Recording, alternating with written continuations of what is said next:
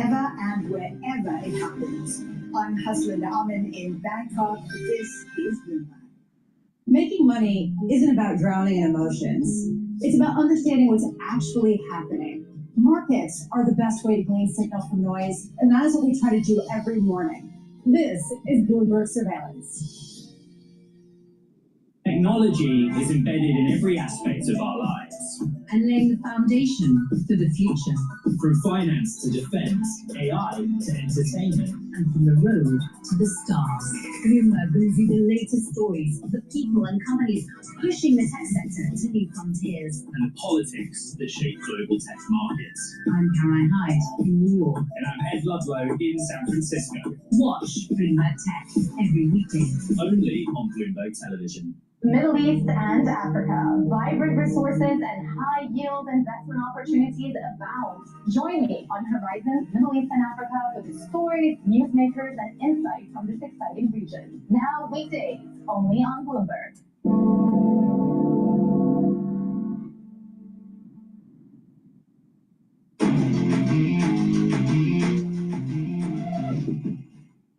A check on futures ahead of the opening bell. We're looking at red arrows that kicked off the month after the government shutdown at midnight.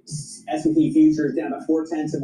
NASDAQ and Russell futures also right there. Still with me is Sydney's head of U.S. equity trading strategy, Stuart Kaiser. And Stuart, okay, we've got red arrows for today, but in general, it feels like we've had more and more IPOs as I get closer to the bell. That's what I think about. And yesterday, Jefferies said M&A is back. So are you optimistic?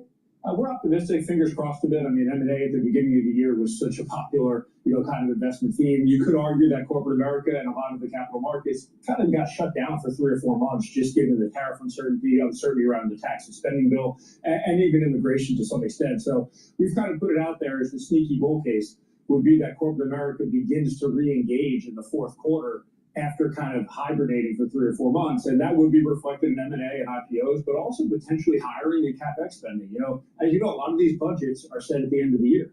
So, some of that headcount, that CapEx might need to be done well. So, yeah, we're optimistic. And I think if you want to be bullish equity markets, you almost have to rely on the idea that corporate America is going to kind of come back a little bit here at the year end. All right, Stuart, we're going to keep you with us through the opening bell. Stuart Kaiser from Citi is staying with me. Futures are down after a government shutdown, now in place for 9.5 hours. This is Bloomberg.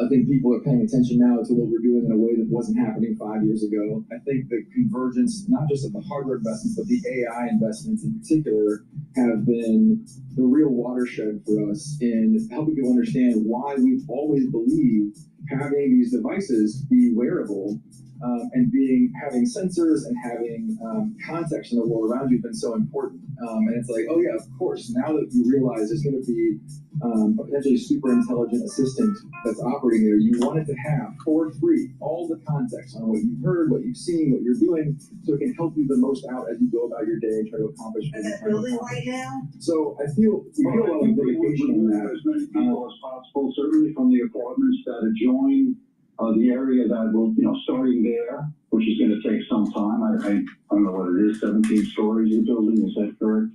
Is it about 20? Yeah. 20. I haven't counted them,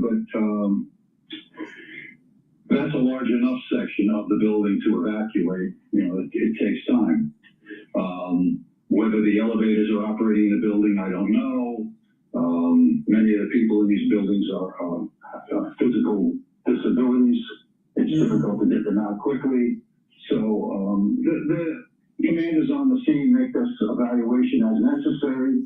And we certainly get the personnel. New York has the, I would say, luxury of having a very large fire department, a very large police department with great resources that can put a very large number of people on the scene in a very short time. Yeah, what we're hearing is that the people in the building are being sent to a community center at 138th Street and Alexander Avenue. As the building is being evacuated, also, as we mentioned, the FDNY, NYPD, NYC Buildings Department, Department of Environmental Protection, all there. And apparently there is a collapsed underground water main also reported as a result of this explosion. And I guess they're looking into that as well. Before we let you go, Sure. Yeah, I was going to say, before we let you go, look, we don't want to read too much into it because we're just seeing a picture from Scott Fox. But that area that we're looking at right now, before, there were tons of firefighters there. We also saw search dogs there.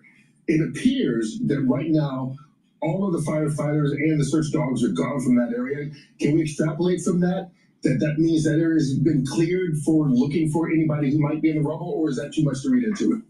I think what it means is we have not gotten reports that there are people trapped there. There's no, nothing imminent that, there's 5 people. We know that they're in there. We have to look for them right away. I think what it means is let's wait and see if the structural integrity of the building is okay before we put all of those members underneath that section that came down and have a portion of the wall come down on top of them.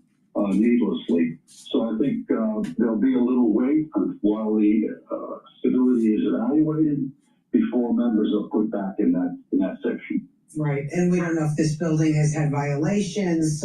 We see dogs on the scene right now, apparently looking for anybody who might be in that rubble, but it looks like, thank goodness, they're coming up empty-handed this morning.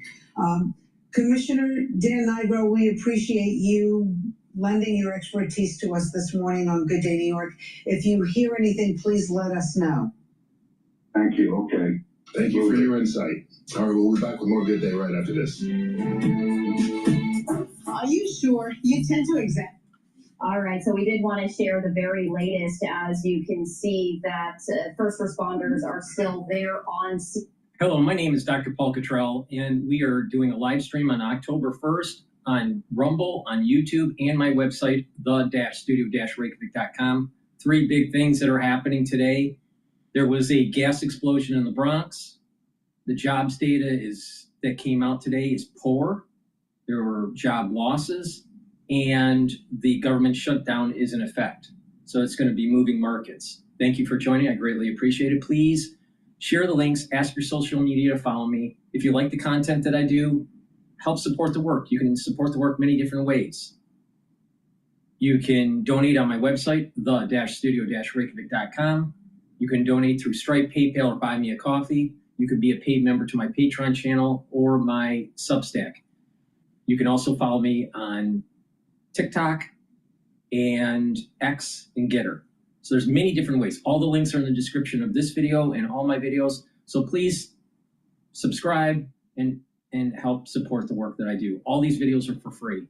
And I have great products on my store. You can purchase ebooks and supplements and even course material on immunology and pulmonology on my website, the-studio-reykjavik.com. So please help support the work that I do by going to the store and purchasing the products and donating.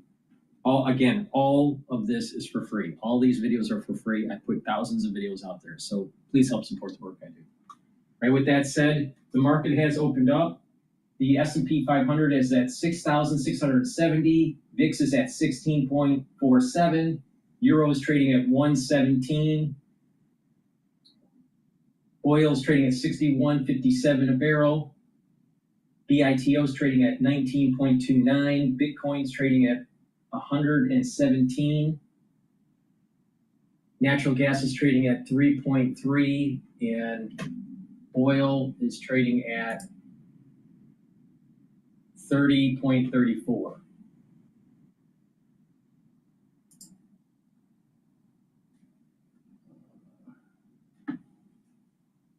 Okay, so that's the market update. Let's listen into Bloomberg here.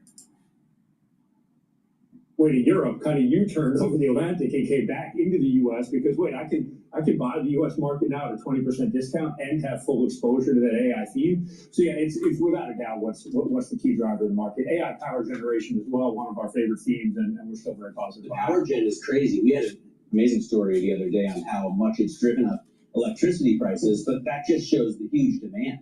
I agree. If we look at the gubernatorial race in New Jersey, this has become a key topic. Kathy Hochul in the U.S., in New York, working with Trump to get natural gas. You look at out in California, they're now negotiating with these oil prices. I mean, when those big blue states start really focusing on energy costs, A, you know it's going to be a huge political issue, but B, you also know it's a serious challenge to face. If I look at commodities, I mean, GLCO is the way to pull up the big page on the Bloomberg terminal.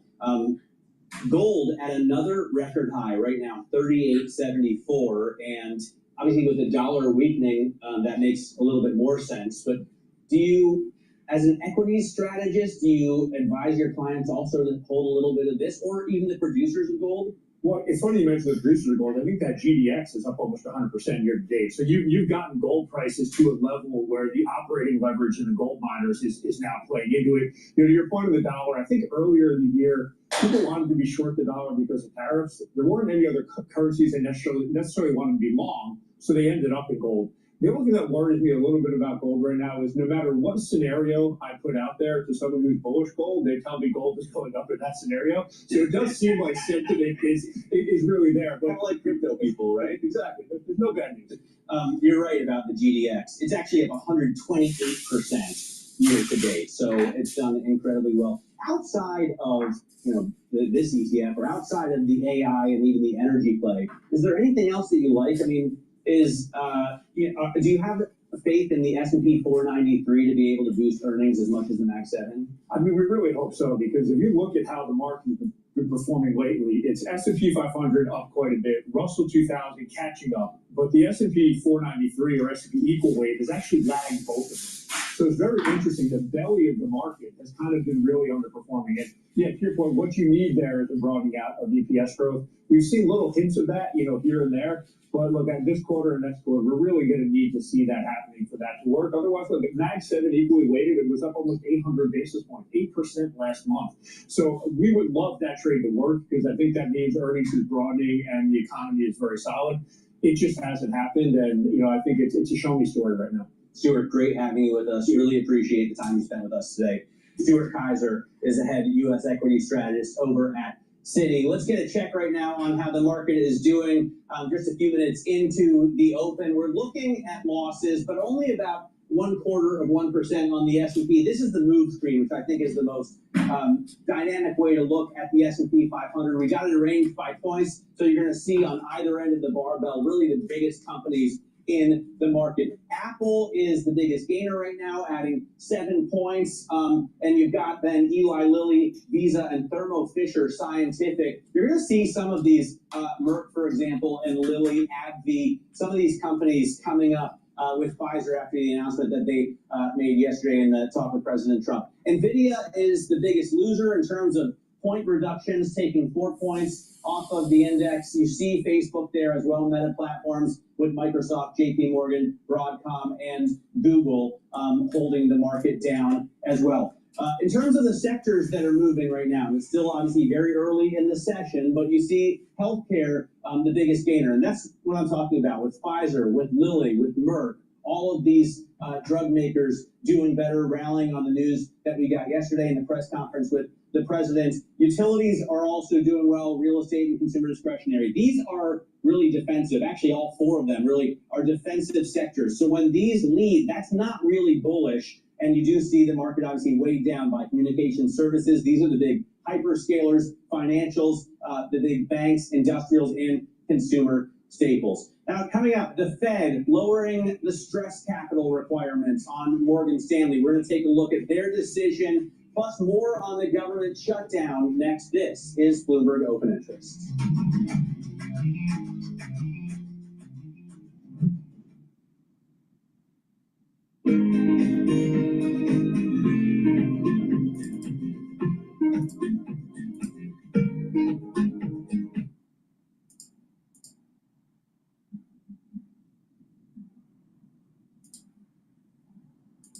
Exercise. I was about to give up and Meantime, the U.S. government now officially shut down. This after federal funding lapsed at midnight, 12:01.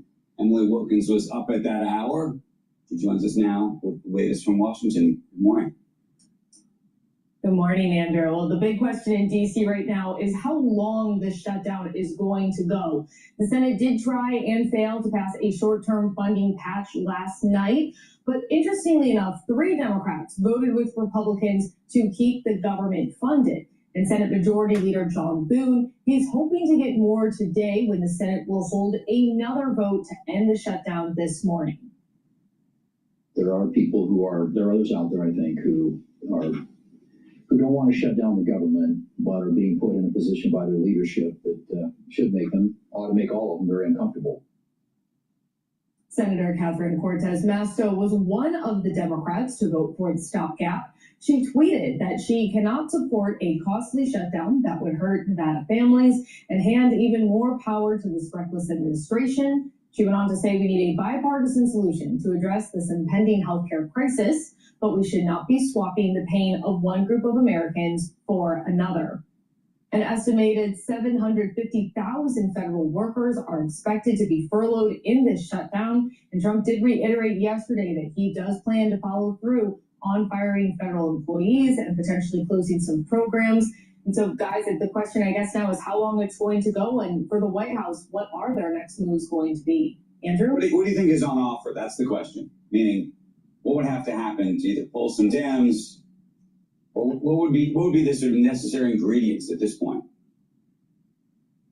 So, Andrew, one of the things that I was chatting with some of my sources on Capitol Hill about yesterday is that in a shutdown scenario, the pressure just absolutely increases. I mean, that line from we're going into a shutdown to we're in a shutdown, you have folks who aren't getting paid, you have a number of programs that have stopped. It's like 1,000 little switches all turn off at once. And some of those switches you don't recognize maybe in the first day or even the first week what it means for them to be off, but the longer you go, the more pain there is. That means there's going to be increasing amount of pressure on these Democrats to vote with Republicans, because that's the plan for GOP leadership. They're going to continue to put this bill on the floor. They're going to continue to have Democrats to vote, and they're going to continue to put some of these Democrats, especially those from, say, states that are a little bit more purple, a little bit more swing states, to continue to justify their decision in keeping the government closed while the amount of risk and impact continues to ratchet up. So I think for every day that passes is another day that more pressure is going to be put on Senate Democrats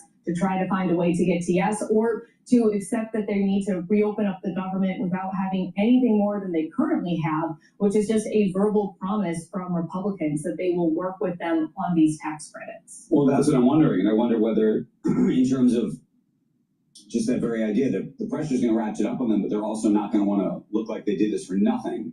So is there some little something that they're going to be able to walk away with so that they can actually vote for it? Or do you think they're just full on capitulate?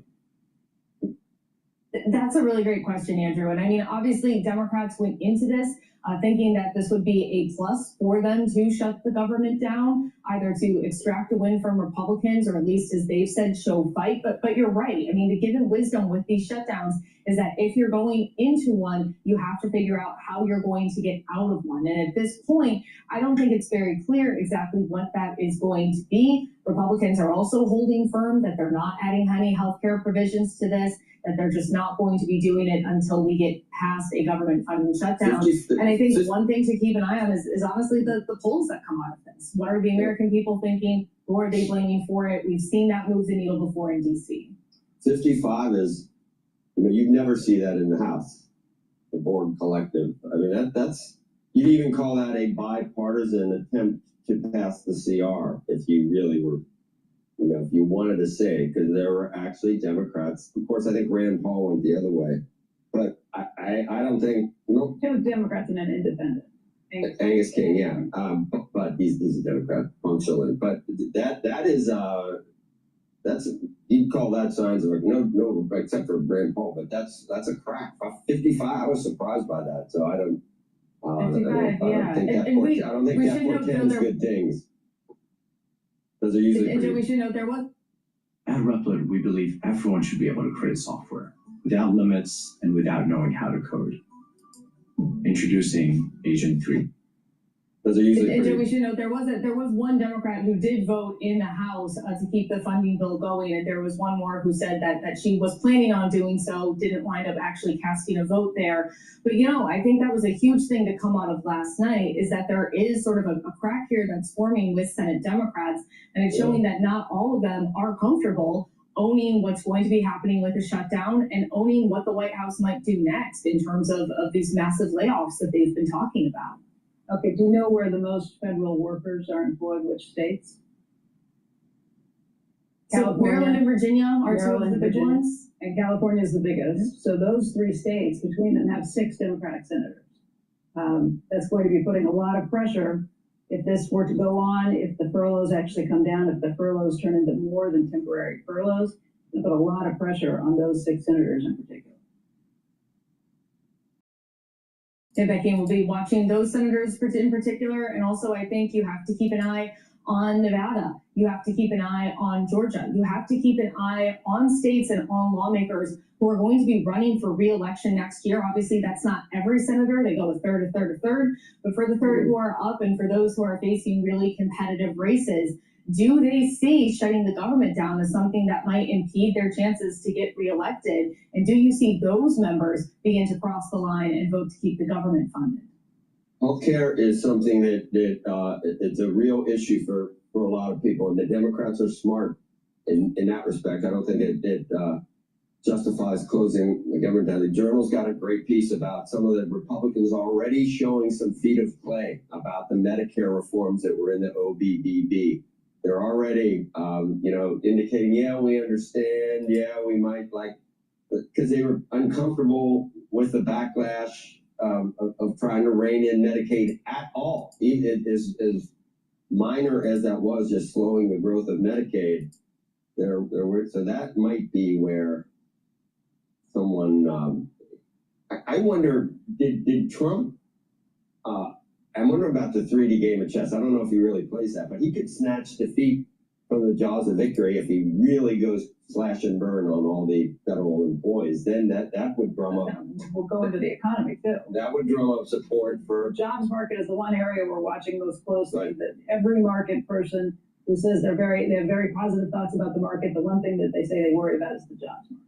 But I think long term he'd like to close a lot of things, and he might not be thinking about his House colleagues in 2 years.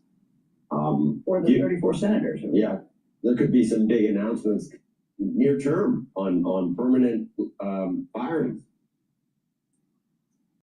Yeah, and then of course there's also the question on what happens down the road with those firings. I mean, Democrats have pointed out that some of the federal employees that were laid off by DOGE, Department of Government Efficiency, have been now called back to work and asked to return. At the same point, you've seen the Supreme Court pass down that sort of initial ruling saying, hey, White House, you do have more authority if you want to continue to lay off federal workers. They've opened up the door to that. So there has been, I think, a lot of questions when it comes to the courts, as well as just what needs to get done on any given basis. And when they fire folks, who are those folks? What role do they have? And are they going to realize in a month or two that they need them back?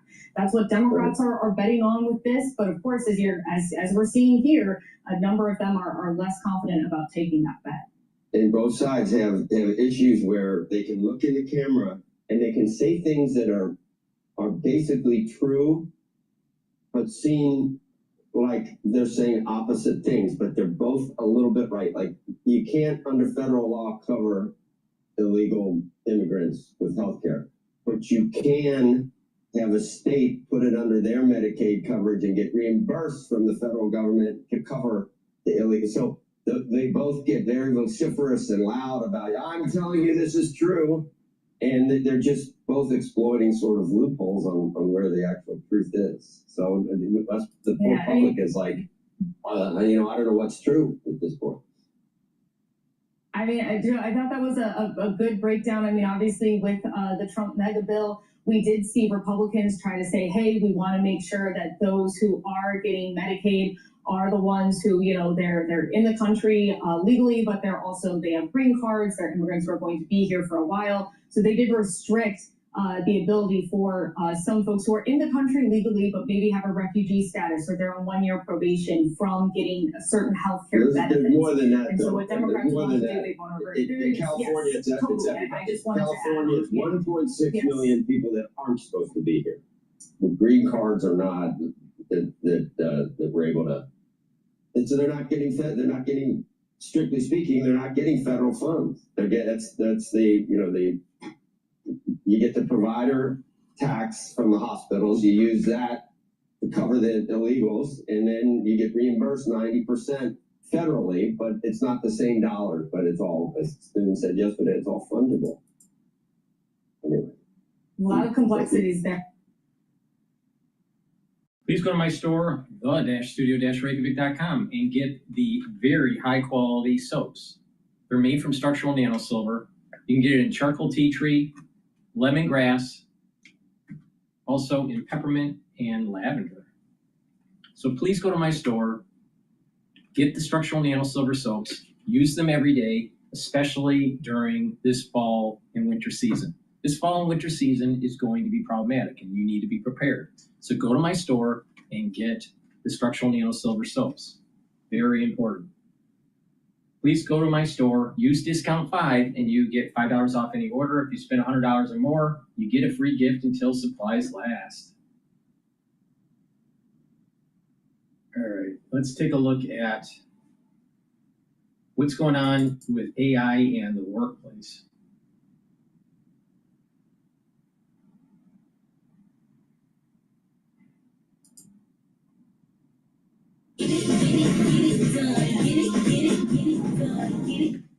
This morning in our Consumer Confidential, AI is everywhere these days, including at work. And this morning we are going to help you stay up to speed with the changing technology. So according to a recent Stanford University report, 78% of organizations used AI last year. That's up from 55% the year before. So today, LinkedIn is out with its guide to the future.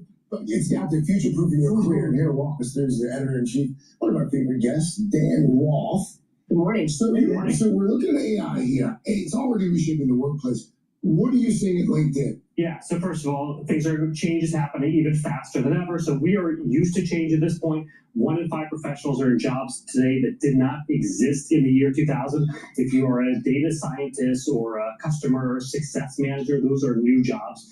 The change is happening much faster now with AI. People who are entering the workforce today are going to have about twice as many jobs as those who entered it just 15 years ago.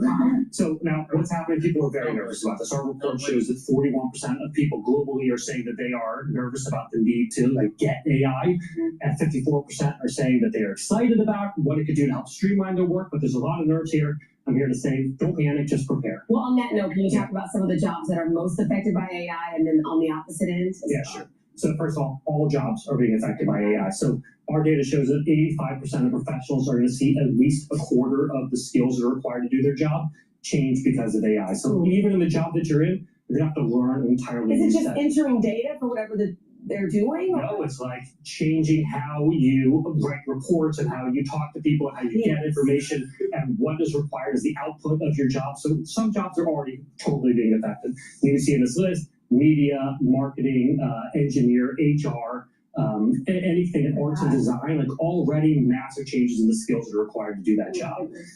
So I understand it's good to. But there are other jobs that are less so. Yeah. So I don't know if there are other ones where you're seeing it happen a little bit. That's anything that requires human-to-human interaction or physical presence, like real estate agents. Okay. You're seeing community services, healthcare services, operations. Those require us to be in person and talk to each other. AI is changing those, not as quickly. Also, if you are an oil field worker or a real estate agent, or there's some jobs where a physician's assistant, AI is barely having an impact. So you got to learn it, but it's not going to affect your job right away. Okay. So to that point, you have to learn it. Yeah. There are other human skills yes. that are really good for jobs. Yes, so you nailed it. You have to learn it, and you have to really show the kind of humanity. So what we see from employers is that the most in-demand skills are things that involve communication. So conflict mitigation, how we all learn to work together, adaptability, how quickly you deal with these kind of changes that are happening in the workplace, how innovative you are in your thinking. Public speaking increasingly is in demand. So employers need people who can not just do this work or ship work to AI, but actually talk to each other about it and guide everyone through the changes. Yeah. So let's not do any AI shaming, AI shaming. But so you're just trying to get into this. Yeah. What are some good baby steps you can take to start acclimating yourself? So the great part is there are tons of all these tools. Almost all of them are free. At least they can start free. And this isn't a technical. These aren't technical skills. You get started in it by getting started in it. So use ChatGPT or Copilot or Gemini. Start playing around. Ask it questions. Ask the questions you've always wondered about your job. What if I did this? How do I build a business plan? How should I deal with this colleague that I'm having some issue with?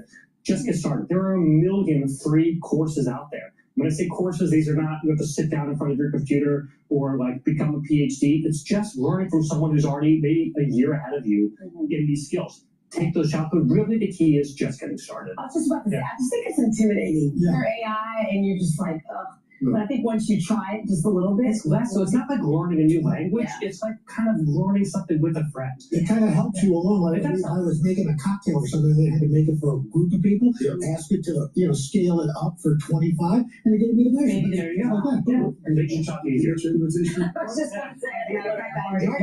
After you were all at the party. I got it. So it makes your work better, makes your parties better. There you go. Okay. Hey, thanks for watching. Scaling up a recipe for cocktails. All you got to do is multiply it by the number of people you have. I mean, I can't believe that there's that many people that are that stupid where they can't use a multiplication table. Amazing. All right, let's go back to Bloomberg. This Bloomberg's Gabriella Coppola reports on cars for us out of Detroit. I want to point out that happening right now is Bloomberg's Women, Money, and Power event in London. My co-host Danny Berger is there moderating a panel on global real estate with executives from PIMCO, Blackstone, and AXA. Check it out if you like on the Bloomberg terminal. Type LIVE GO. We're going to listen to Vienna trip. Every flight pure delight. Culture time always fine. Fly non-stop to Vienna. Book now on Austrian.com. Austrian. I'm tired of these commercials. Johnson's going to be Stress speaking. keeping you up? Introducing Lemon Balm by Vimergy. This fast-absorbing concentrate works at the cellular level, so you stay calm. Vimergy, we can save ourselves. Federal government, of course, officially in shutdown mode right now after Democrats and Republicans failed to agree on a funding bill. The measure required 60 votes to pass, but it fell short. In a 55-45 vote, Democrats John Fetterman and Catherine Cortez Masto went with Republicans, along with independent Angus King. They all voted with Republicans to support the bill and support the government staying open. Kentucky Senator Rand Paul was the only Republican who voted against the bill. The Congressional Budget Office says an estimated 750,000 federal employees could face furloughs as a result of this impasse. The OMB formally instructing agencies to begin shutdown procedures Tuesday night.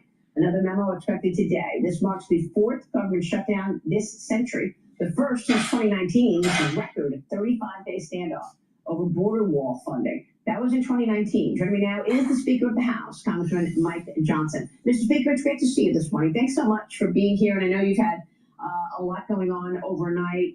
We're not going to get economic data this Friday because the government just shut down. What else will be impacted by this shutdown? Good to see you this morning, my friend. It was a long night here. It's been a long few days. We were praying that the Democrats would not take this dramatic step, and they have. Let's be clear what happened last night.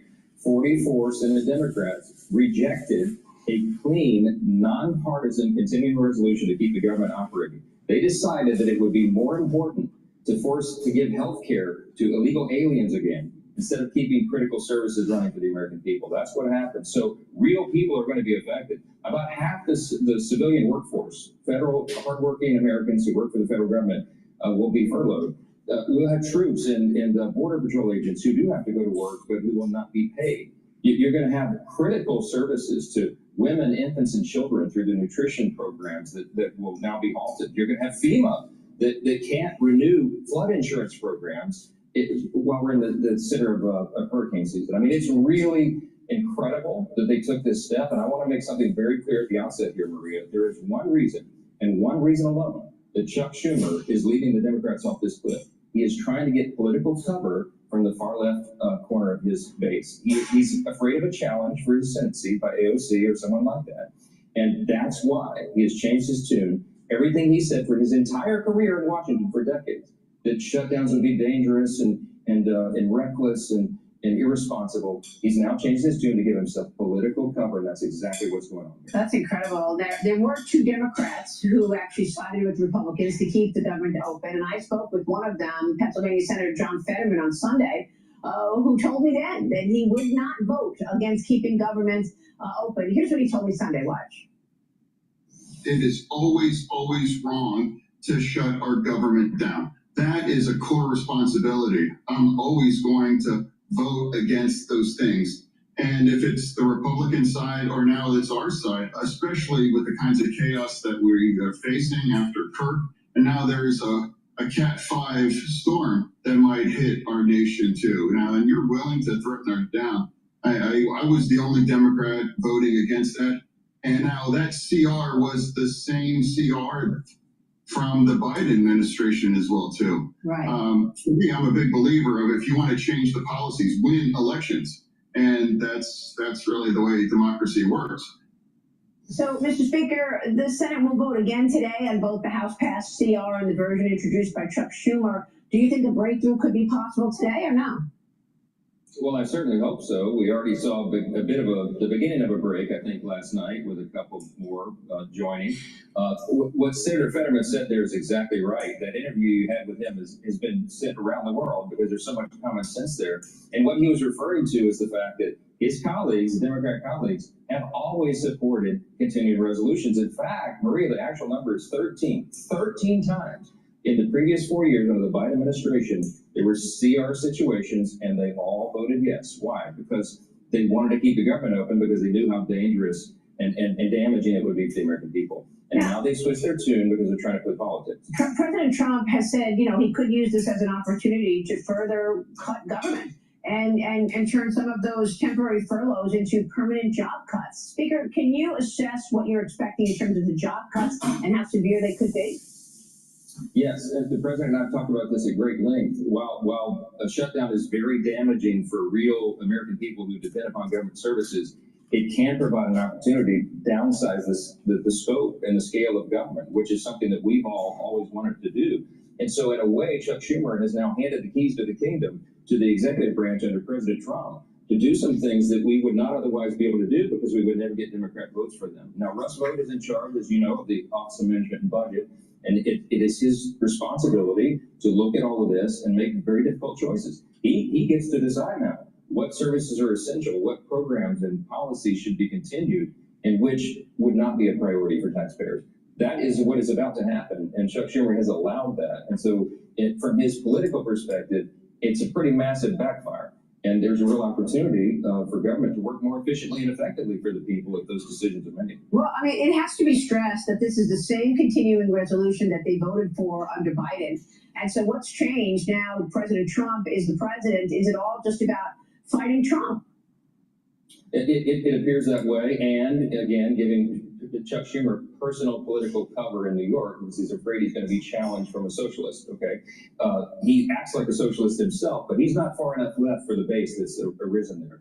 That's the problem, and that's what's changed. Now, we were in the Oval Office, with the leaders, Chuck Schumer and Hakeem Jeffries were invited because President Trump shows strong leadership, and he said, "I'll hear the arguments, bring it in." They couldn't present a single argument that was credible, so there was nothing to negotiate. They don't have any credible point to make. They're just trying to make a partisan political stand for for their own purposes. And real people are going to be affected, and that's what's so frustrating about this whole thing. Well, I think they feel that if they keep saying it's healthcare, that they'll get the American people's attention. And I know it is largely about those subsidies, those Obamacare subsidies, but you also said it's about making it easier for illegal immigrants to get health care benefits. I want to get your take on what Ro Khanna said to me yesterday, because he's pushing back on that and saying that it's really not about illegals. Watch this. He spoke with me yesterday here. In terms of the healthcare, the reality is they're just not being honest. The amount of money that actually is going towards people who are undocumented is such a small portion of the Medicaid cuts or the Affordable Care Act, if at all. And so we can argue that point, but the reality that even the vice president would acknowledge, and anyone who looks at the numbers will acknowledge, is 90 to 95% of the funding we're talking about is talking about funding for American citizens. So, Mr. Speaker, what really is this fight about? Well, I'd like everybody to go read the bill for themselves. They rejected our clean, nonpartisan continuing resolution. They filed their own. What Chuck Schumer presented as the counterproposal. Look at page 57, section 2141, okay? They would repeal, Maria, what we put into the One Big Beautiful Bill, the working families tax cuts, okay? In that provision was the healthcare section. They want to repeal it in its entirety. That section has been wildly successful. The Congressional Budget Office issued a report earlier this month, last month, a few weeks ago, and they said that that bill has already saved taxpayers $185 billion because it's got 2.3 million ineligible recipients kicked off of Medicaid. What does that mean? There's a lot of illegal aliens that were on that program who are not eligible to be there. It was draining resources from the people that it's intended to help, and that is young pregnant women, the disabled, and the elderly. We are strengthening Medicaid, and the Democrats want to unwind that because they have a political talking point. This thing about the subsidies is an issue that is to be debated and decided by the end of the year. It doesn't expire until December 31. They've inserted it into the September funding decision because they're trying to show a fight against Trump. It's ridiculous. They have nothing to argue, and everybody here knows that. So you're going to have to deal with those subsidies anyway. You could deal with them later in the year. You don't have to deal with that right now while you're trying to fund government by November. But let me get your take on what Senator Mike Rounds is sending around, because his idea from South Carolina would be that the subsidies are extended for 1 year, which would then be followed up by a 1 year phase down return to the tax credits to pre-COVID levels. Is that something you could support? Listen, we have a lot of debate and discussion about that because the subsidy program is propping up insurance companies, not premium payers. Premiums have continued to go up. There are lots of problems. So there's been a lot of discussion here, early discussion, about how those things could be dramatically revised. I mean, there's got to be changes to it if it's even going to be considered. But we need a lot more time to build consensus around any idea that would be viable to pass with conservatives in the House and Senate. And we just simply can't do that before the end of the fiscal year, which was yesterday, right? So they've got to keep the government open. Our point is exactly that. Do your first job. Your most important responsibility as Congress is to keep the government operating for the people. Just do that. And then we'll have all these debates. I mean, that's what the process is for. A deliberative legislative body works through that. But you got to have the lights on to do it. And it's absurd that they're denying that reality. You know, in previous shutdowns, you had the debt limit debate, which sort of was acting like a catalyst for action, right? I mean, when you know you're up against the debt limit, you got to move, you got to make a decision. You don't have any action forcing catalysts this time around. So this could go on and on. How long would you expect this to go on? Well, our prayer is that it is a very short shutdown and that more Democrats come to their senses and do the right thing for the American people and not follow Chuck Schumer off the cliff. He has painted himself into a corner because he's made absurd arguments. They've created a position here that is indefensible. There's nothing I can give. There's nothing to negotiate, Maria, because I can't offer anything to make our CR less partisan because I never added partisan provisions in the first place. It's totally clean. It's exactly what Chuck Schumer voted for in March. And you should go see what he said and how important it was back then. It's exactly the same. He has nothing to argue and I have nothing to offer. So there's no negotiation. And that's why President Trump sent him away from the White House and he said, this is very unfortunate. You won't do the right thing. Well, I mean, that's what happened. Putting aside the people who could get fired altogether and not get paid, when you're talking about the federal workers who are furloughed, they'll likely get paid on October 5th to the last 2 weeks of September. but the next pay period would be October 20th. Are you expecting them to miss that October 20th paycheck for the first 2 weeks of October work? And do they get that money back later? I sure hope that they don't. Gusto is the best choice for small business payroll. It's fast. It's trusted. It's a great value. And when it comes to running your business, it's the easiest choice you can make. Get started for free at... I sure hope that they don't miss that paycheck. They do typically get the money back. But you're talking about real hardships for real people. I mean, think of it, military troops who are serving, some who are overseas right now, they're deployed. Well, their families are back here. You have spouses and children who are dependent upon those paychecks. They may not have a big savings account that they can rely upon. It does real harm to real people. TSA agents, Border Patrol agents, vital federal services. In the healthcare sector, they claim this is all about healthcare. Guess what they put in their counter proposal, Maria? They want to strip away the $50 billion that we put in the big beautiful bill to prop up rural hospitals. Why? Because they're in red states. I guess that's how they see it. But they made some absurd arguments. The WIC program that provides nutrition assistance for women, infants, and children is going to be stopped. Veterans health care services. We have people who are low-income recipients on the Medicare program who receive telehealth and health from home. Those programs just got stopped by Chuck Schumer's antics. I mean, this is real harm to a lot of people. And I think we've got to resolve it ASAP. And some of the bills that expired at midnight last night, the Farm Bill, the CISA authorization, Cybersecurity and Infrastructure Security Agency, flood insurance, as you just mentioned, complicating home purchases and or refis in floodplains. You got the AGOA, African Growth and Opportunity Act, offering tariff-free access to U.S. markets for 32 African countries. In past expirations, retroactive extensions, and importer refunds. But, one of the big questions is how long does it last? But all of those things, in addition to everything you just mentioned, obviously, does that come back on the docket if this is a fast and quick shutdown? Well, yes, we can minimize the damage if it's a short-term, continuing resolution. I mean, a short-term shutdown, we can fix that. I will tell you that Leader Thune is going to put the bill on the floor again today. They're going to have another opportunity. And we are certainly hopeful that more than 44 Democrats will do the right thing. They voted to shut it down. We need more of them to peel off of that position and do the right thing and keep the government open. Do what they have always done in the past. Again, I'll say it again, 13 times in the previous 4 years under the Biden administration. Every single one of those Democrats voted to keep the government open. They need to do it again. All right, we will be watching that. The vote happens when, Mr. Speaker, later this afternoon? Later this afternoon, there's a press conference at 10 a.m., a joint press conference between the Republicans and the Senate and House leadership. And we'll explain exactly what's going on for the American people. And after that, there'll be a vote. We'll see what happens. All right, Mr. Speaker, great to have you. We'll be watching your work, obviously. And thanks so much for spending the time. For workers in places like the TSA or museums being closed, or the places that we expect so the trains to run on time. When those things really start to impact everyday life, and it really kind of broadens out from just DC to across the country, there's going to be a lot of political pushback.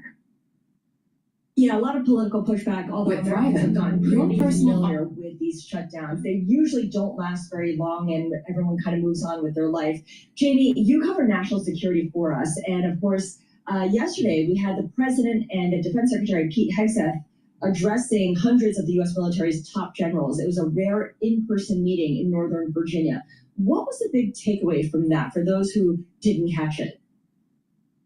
There were two sort of hallmark features. One was from Pete Hegseth, the Secretary of War, the Defense Secretary. Congress really hasn't made that designation change yet. So on paper, it's still the Defense Department, and of course, President Donald Trump. There's been a real push from Pete Hegseth in particular to focus on what he calls the warrior ethos in the military. So that includes a lot of sort of fitness, an end to diversity, policies and choices. And I was listening to some excerpts of the speech this morning, and he was essentially saying that he doesn't want anyone, whether they're men or women, who aren't fit enough to do a lot of the sort of the standard fitness tests to be on missions. If you can't carry ammunition, for example, but he also said that if women can't do what men are doing, then there are going to be missions that don't have women on them. And it was very political, which is not normal for the military. They sort of both President Trump and Pete Hegseth spoke to a room of mostly quiet senior officers who were really pulled in from across the world, which is unprecedented. Took people away from really important work that they're doing in Asia Pacific, in Europe, in Africa, whether they're on nuclear submarine watch or they're, some kind of, surveillance or satellite work. I mean, they're doing very, very skilled work, and to have them brought in for these speeches was unprecedented. And so it's the thing that everyone kind of really took away from President Trump's speech was this mentioning of introducing the military as training domestically against I'm Australian, against American populations and cities, and that also would be unprecedented. So it remains to be seen what that would look like and if that actually would eventuate. I imagine that there are protocols and obviously conventions within the military to not do that, but we'll see what happens. And Jamie, what I have not really seen today is any reporting on responses from some of those that were in attendance there. It seems to be a pretty tight ship in terms of no real leaks about how some of those officers may have, taken in these speeches. Well, I mean, I've had experience embedding with U.S. military, but from some time ago in Iraq and elsewhere, and they generally try to keep their politics to themselves.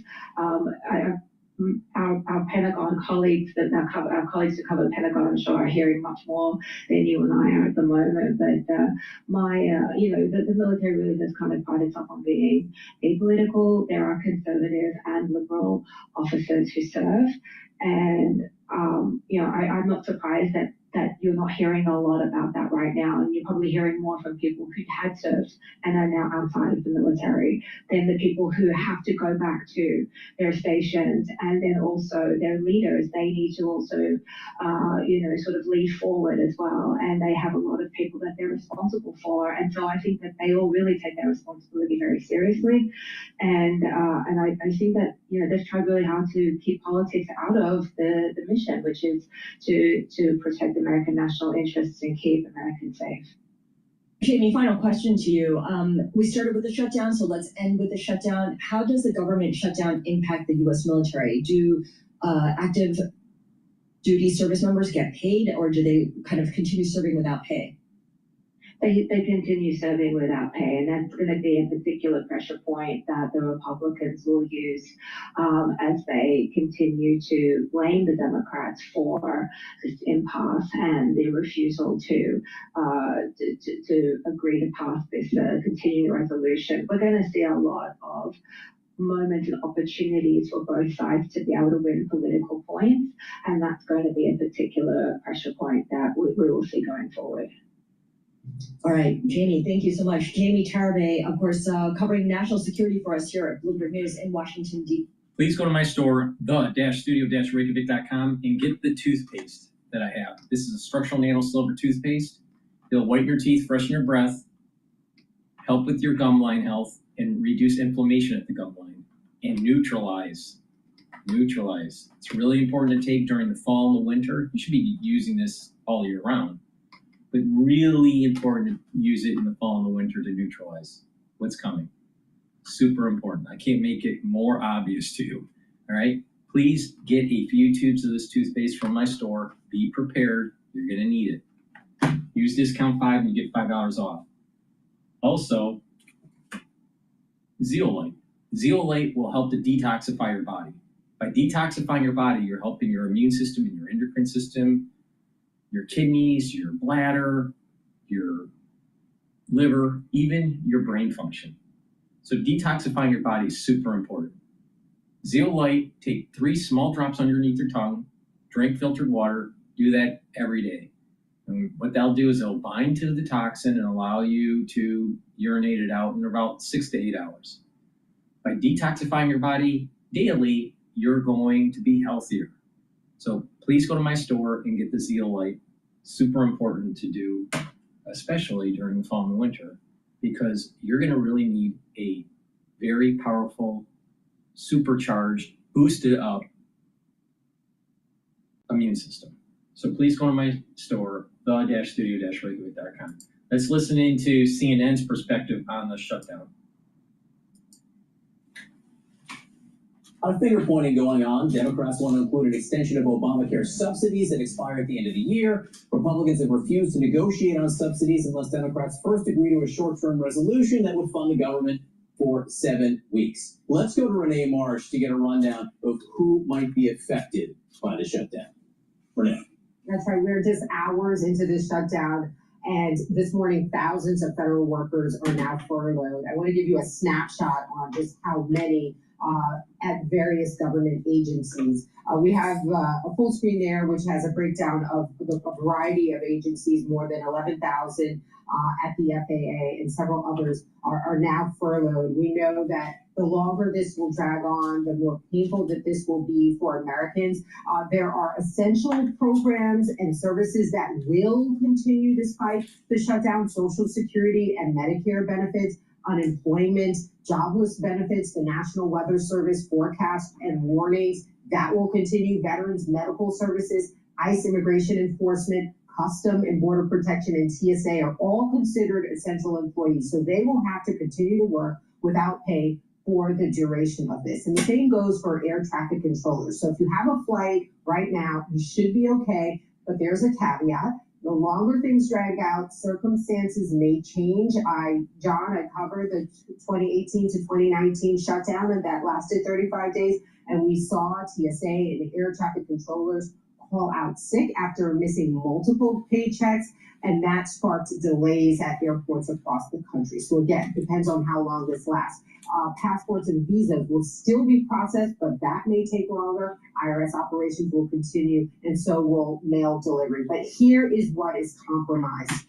Portions of national parks and services will shut down. At the FDA, no new drug applications, some monitoring will be compromised. And the program... At Replit, we believe everyone should be able to create software without limits and without knowing how to code. Introducing Agent 3. Compromised. And the program that serves millions, Special Supplemental Nutrition Program for Women, Infants, and Children, also known as WIC. We understand and are hearing from people this morning that that program has about a week's worth of money, possibly two. After that, women, children, newly pregnant women with infants may not have access to nutritious foods. So lots at stake here. Again, John, just depending on just how long this shutdown drags out. So that is what is at stake. Renee Marsh, thank you so much. Let's get back to the Senate Minority Leader Chuck Schumer, who joins us now from Capitol Hill. Senator, I was saying that every Republican who's gone on TV the last, 9 hours or so has called this the Schumer shutdown. What do you think about that name? Well, it's really the Trump shutdown. Let me say something to you, John, that Republicans thought that they could barrel us into a shutdown because they didn't want to protect the health care of the American people. Well, now they've seen they can't bully us, they can't barrel us. They don't have the votes to push their partisan bill through that did nothing to protect American health care. So the solution now is for both sides to sit down and come to an agreement that protects American health care. The American people are struggling in health, and here's some news. We just got it from the Kaiser Health Foundation. That starting today, people will get notices that their health care premiums could go up as much as $1,000, more than double. We thought it was $400 a month. It's more than that. When people get these bills, they're going to be outraged, and they're going to say, how do we stop it? And the answer is simple. Democrats should sit down with Republicans. Republicans should negotiate with us to deal with this healthcare crisis. It's really descending upon the American people in a very bad way, and they're going to be furious, and they're going to be furious at the people who refuse to do that, who refuse to help the American people with the healthcare crisis that they created in their so-called big, bad, beautiful bill, which they now want to change the name to. They know it's so bad.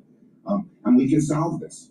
So there were 3 Democrats or 2 Democrats and 1 independent who voted with Republicans on the clean bill to keep the government open, Senator Angus King, the independent from Maine, John Fetterman from Pennsylvania, and Catherine Cortez Masto from Nevada. She said we should not be swapping harm to one group of Americans for another. What do you say to that? Well, I'm saying that the healthcare crisis is so deep and so real, and these $1,000 a month, $500, $600, $700 a month increases. Imagine you're an American family sitting at the table this week, and you see that your healthcare costs, your insurance is going to double. You're going to say, what the heck am I going to do? Somebody help me. Well, Democrats want to help. Republicans thus far don't, but now that I think they've seen that they can't bully us into just passing their bill, which does nothing, zero for American health care, and has not had any Democratic input, despite the fact that we've asked to sit down with them week after week and month after month, they will now see that. And we're going to be out there fighting, John. So Democrats are going to be all over the TV wires, all over the districts, protesting, all over the social media. And the American people are on our side. The polls show that something like 80% don't like the big, bad, and beautiful, the big, beautiful, bad, ugly bill that they have put forward. So again, as I said, you lost 3 votes. You may be able to lose at 8. The government will probably reopen. Will give Republicans enough votes. How confident are you that you won't lose more Democrats? Our caucus is resolute that we have to solve this healthcare crisis. That's our job.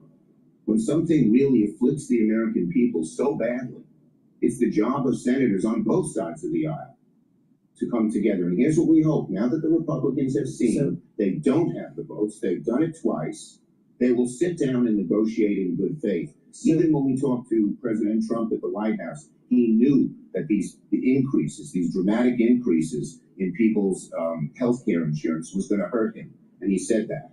So Vice President, there's an opening for them to sit down with us. So in terms of an opening, in terms of an off-ramp, Vice President J.D. Vance, just like 5 minutes ago in one of his own TV interviews, said that he's willing to go to the Capitol to talk to Chuck Schumer and Senate Democrats about premium support for the Affordable Health Care Act, but only after the reopening of the government. So what do you say to that? That he'll have the discussion, but after you vote yes? They've had since March to do this. We've asked them to vote on it 3 times, the Republican senators, and all 3 times they voted no.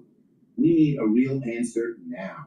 If they kick the can down the road, you know, as Martin Luther King once said, Senior, later means never.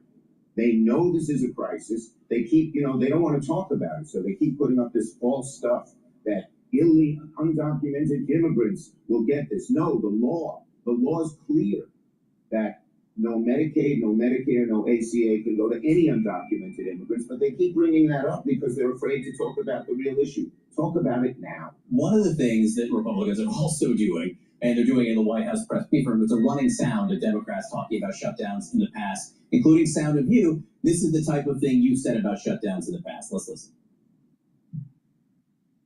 What if I persuaded?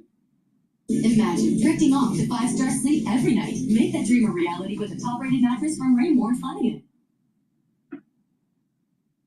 Keynes puts the dime in dynasty, the yum in triumphant, the feast in undefeated.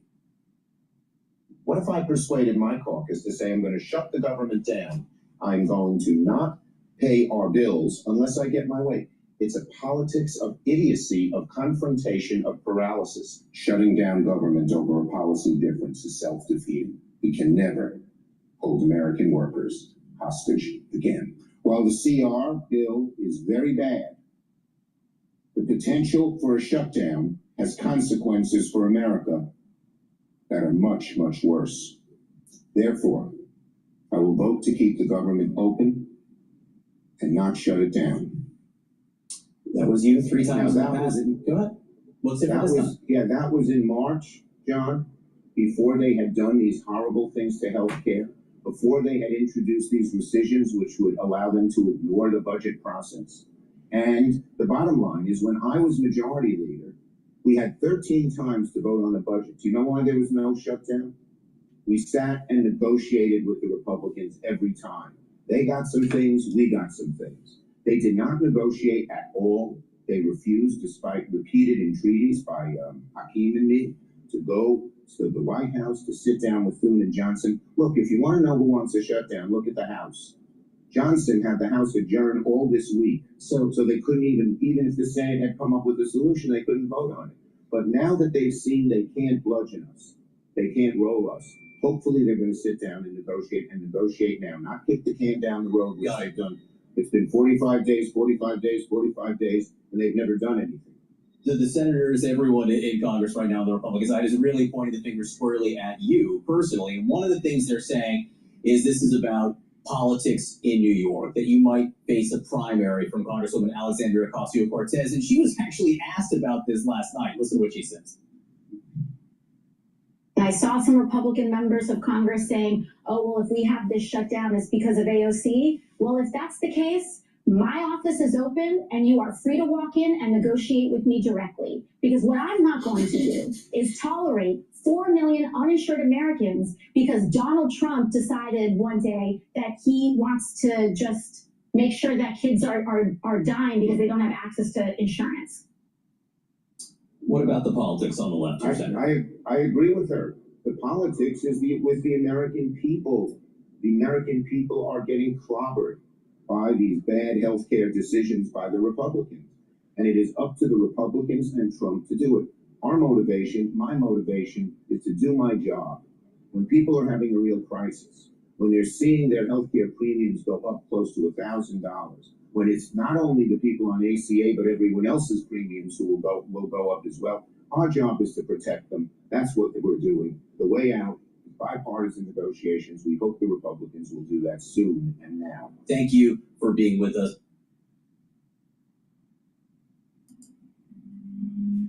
Please go to my store, the-studio-reykjavik.com, and get the magnesium and zinc. This will boost up your immune system and help with your brain function and increase the efficacy of vitamin D3. You need this for the fall and the winter. Please take my advice, get the magnesium and zinc and boost up that immune system. Get olive leaf extract. This is dual purpose. This is going to help with your cardiovascular health and your immune system and boost it up. It brings down inflammation and it helps to control your lipid profile. By bringing down inflammation, you're boosting up your immune system. You're going to need this, especially during the fall and the winter. You got to keep that inflammation down. Nattokinase. This will break up clots and also help with your lipid profile. It helps to bring down LDL levels and increase your HDL levels. You're going to need nattokinase for the fall and winter season. Why? Because clot formation is going to increase. Why? Because of the S1 subunit. Now, also get the cleanse, which is 30 parts per million, and the max 35, which is 35 parts per million. You take a teaspoon a day every day, swish in your mouth, gargle about 20-30 seconds, and then swallow. When you do that, you're improving your oral cavity health and your oral pharynx, the back of your throat. You're also increasing your mucosal lining and increasing the health of your epithelial tissue. Super important. This will help to boost up your immune system.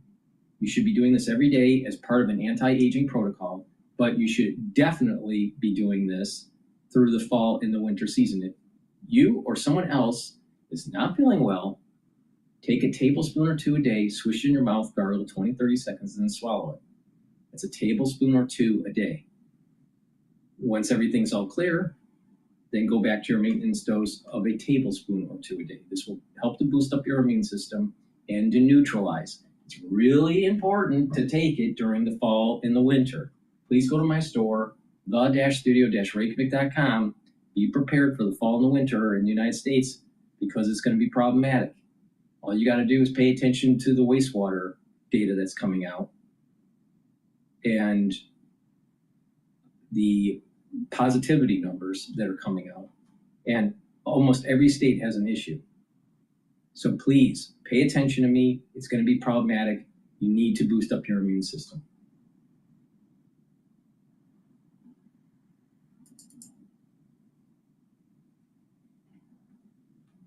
New Recharge by Vimergy. All right, we're going to be playing a video about Mondani.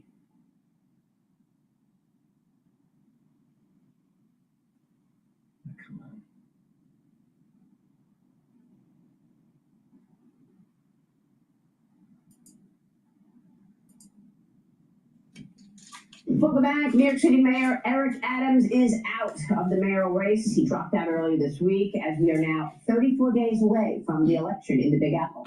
Democrat socialist Zoran Mamdani going on offense, launching attacks against opponent Andrew Cuomo and President Trump on the campaign trail. Watch this. We are standing here on Billionaires Row, or as I call it, Avenue Andrew.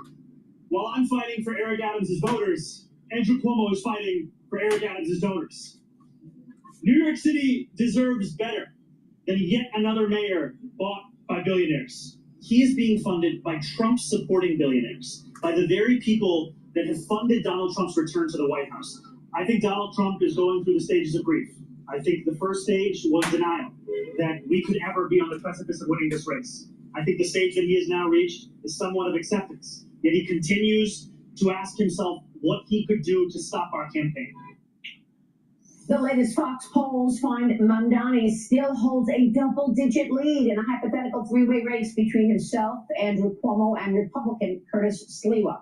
A note that this poll was taken before Adams dropped out. Joining me now is the chairman and CEO of New York City grocers Gristedes and D'Agostino's, John Catsimatidis, who has a big stake in all of this. John, it's great to see you.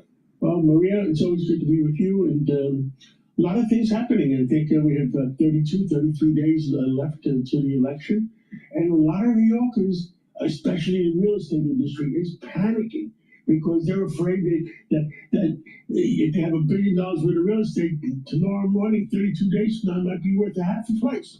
What are you going to do, John? You've got to make a decision. Are you going to back Andrew Cuomo or are you going to back Curtis Sliwa? Well, I've been running a campaign, ABZ, anybody but Zoran.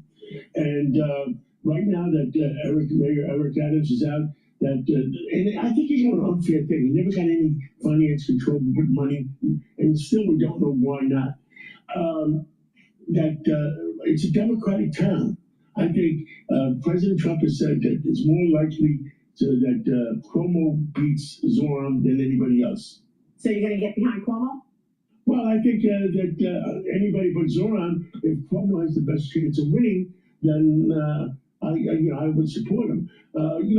Curtis is a member of our family, Curtis Sliwa, and if he got elected, it's not the end of the world. He knows New York City better than anybody else. But the fact is, it's a Democratic town, and what Cuomo has to say, I'm the real Democrat. Zoran is a socialist. Yeah. And if that message goes out to all Democratic people that he's not a real Democrat, he's a socialist. If you saw some of the videos of him addressing the Socialist Party, I mean, it sounds worse than Castro. And I think the American people have to come to a reality. And the last mayoral election, 23% of the people voted. That's not acceptable. Yeah. Well, the smallest electorate came out and they voted for Bill de Blasio. Remember that one? Look, how is it possible that Zoran Mamdani is as popular as he is? Who is funding this guy? There's money coming in. He doesn't go, Maria, he doesn't go from 1% to 50% without money. There's accusations, and let the Department of Justice do their own homework. There's accusations that foreign money is involved.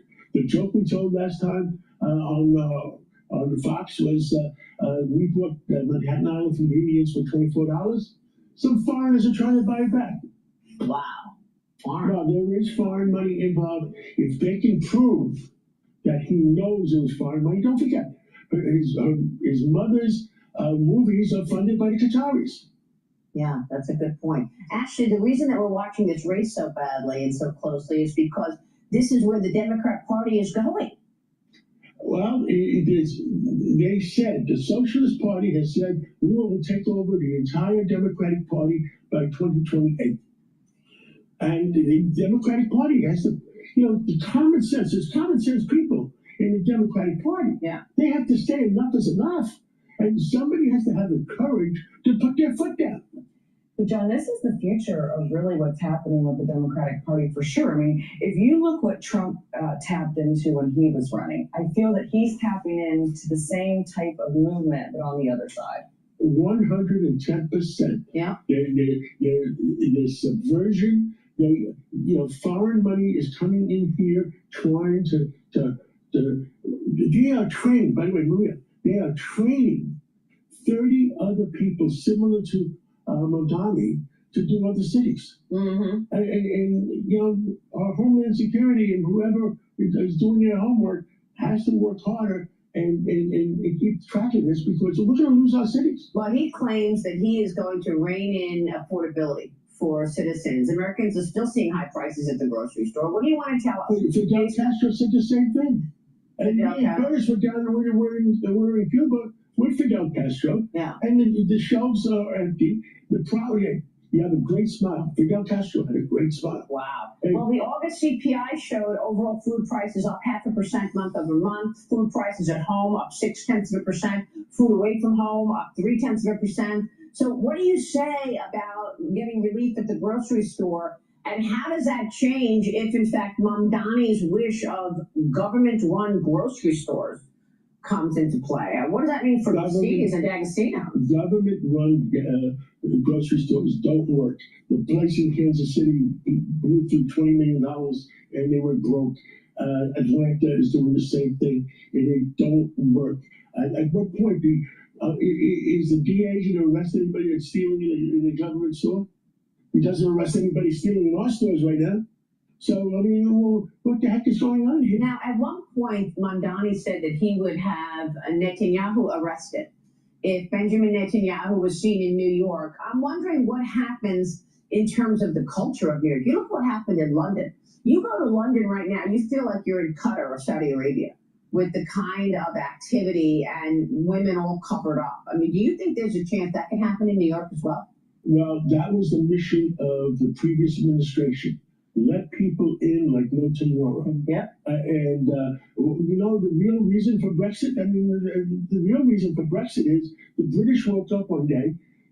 Great Britain was 67% British. They woke up one day and they were 47% British. They said, oh crap, what the heck is going on? And that was the real reason for Brexit. They didn't say that verbally, but that was the reason. What does your gut tell you? Who wins this race? I think we've been lucky. I think we're going to pull it out. I think Mondani loses. Wow. All right. We'll see. When do you want to get a new poll? I would say let's look at the polls 2 weeks from now. And look, I told Curtis Sliwa myself, I said to him, look, if you're making great headway, stay. But if you don't make great headway, it's time to exit. Well, there's another candidate who you're talking to today on your show, right? Sid Rosenberg has him on at 6:50 this morning. All right, John, great to see you. Thank you so much. Katz is here on set. John Katz and Tees.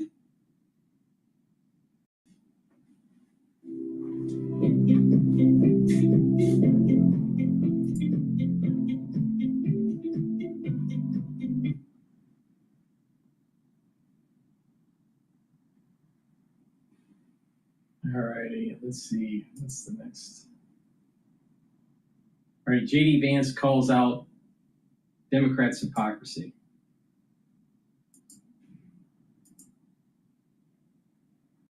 Americans have low-cost health care. Well, Senate vote. This is a Fox News alert. Right now, the U.S. government shut down after a last-ditch Senate vote failed to keep it funded. Vice President J.D. Vance joins us. And Mr. Vice President, thanks for joining Fox and Friends this morning. Good morning. good morning, guys. Good to be with you. So y'all been going back and forth. Y'all had the leadership over. What are they asking for? Because you guys made very clear, just want a clean CR. What do they want in return? Yeah, so Lawrence, I would answer that, but let's step back for a second, because I think it's important for the American people to realize that the far left faction of Senate Democrats shut down the government because we wouldn't give them hundreds of billions of dollars for health care benefits for illegal aliens. It's actually not even all Senate Democrats. I was really gratified to see that a few of the moderate Senate Democrats voted with Senate Republicans last night to keep the government open. This is basically Chuck Schumer. Chuck Schumer, he's worried he's going to get a primary challenge from AOC. And so he's shutting down the people's government to give in to sort of the left-wing coalition and their party And it's craziness, and people are going to suffer because of it. I mean, people who benefit from low-income food programs are going to suffer because of this. If you're flying today, I hope, of course, you arrive safely and on time, but you may not arrive on time because the TSA and the air traffic controllers are not getting paid today. Our military is not getting paid today, starting today. And obviously, the longer this drags on, the worse that it is for the American people. So we are where we are. And to your point, what did Senate Democrats ask for? Well, initially, they said that they wanted to shut down the government because Donald Trump was a dictator. Okay, that's absurd.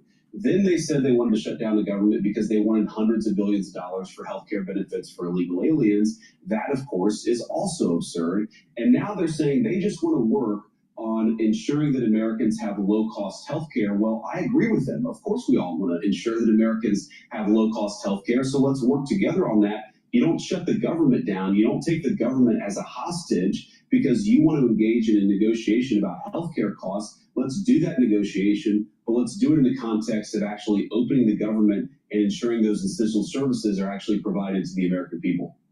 Speaker Johnson has a video running continuously outside of his office, and he also posted it on social media because the Democrats, when you go in the Wayback Machine, they were always the one that thought that these shutdowns were reckless. Listen to this, Mr. Vice President.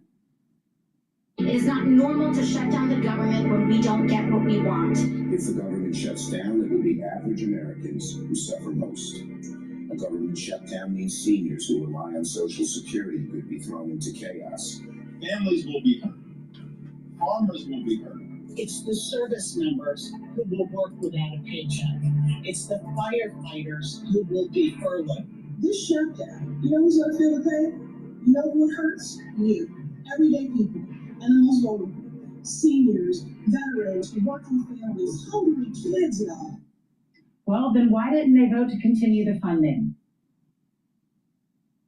That's such a good point, and I see that Mike Johnson has apparently learned from the trolling master, President Donald Trump, by putting that video outside of his office, just throwing the Democrats' words right back at him. But it's actually such an important point. You don't shut the government down because you have a policy disagreement. These are two separate questions. There are essential services that have already been appropriated, where we've already agreed, we want our military to have a certain amount of payment. We want air traffic control to have a certain amount. We want to ensure that a certain number of people are able to access food benefits. You don't shut down the government because you have a policy disagreement about a totally separate issue. And that's what the Democrats have done. And it really is astonishing to go back 20 years. I mean, I pretty much the entire time, guys, that I've paid attention to American politics, I have seen Democrats stand before the American people and say, you don't shut down the government because you're not getting what you want. And here they are last night, the far left faction of Senate Democrats, they shut down the government. Why? Because they're not getting what they want. And what makes it extra preposterous, guys, if you actually listen to what they say that they want to ensure this, it's a premium support program under Obamacare that they want to keep going. Well, that premium support program doesn't even expire until next year. So why are you shutting down the government on October the 1st because of a program that doesn't even expire for another few months? Let's talk about it. Let's negotiate. Let's do what you do in Washington, D.C. Don't shut down the government because you don't get what you want. That's exactly what Senate Democrats have done in this case. So let's just put up a full screen. You mentioned some of it, the potential effects of the government shutdown.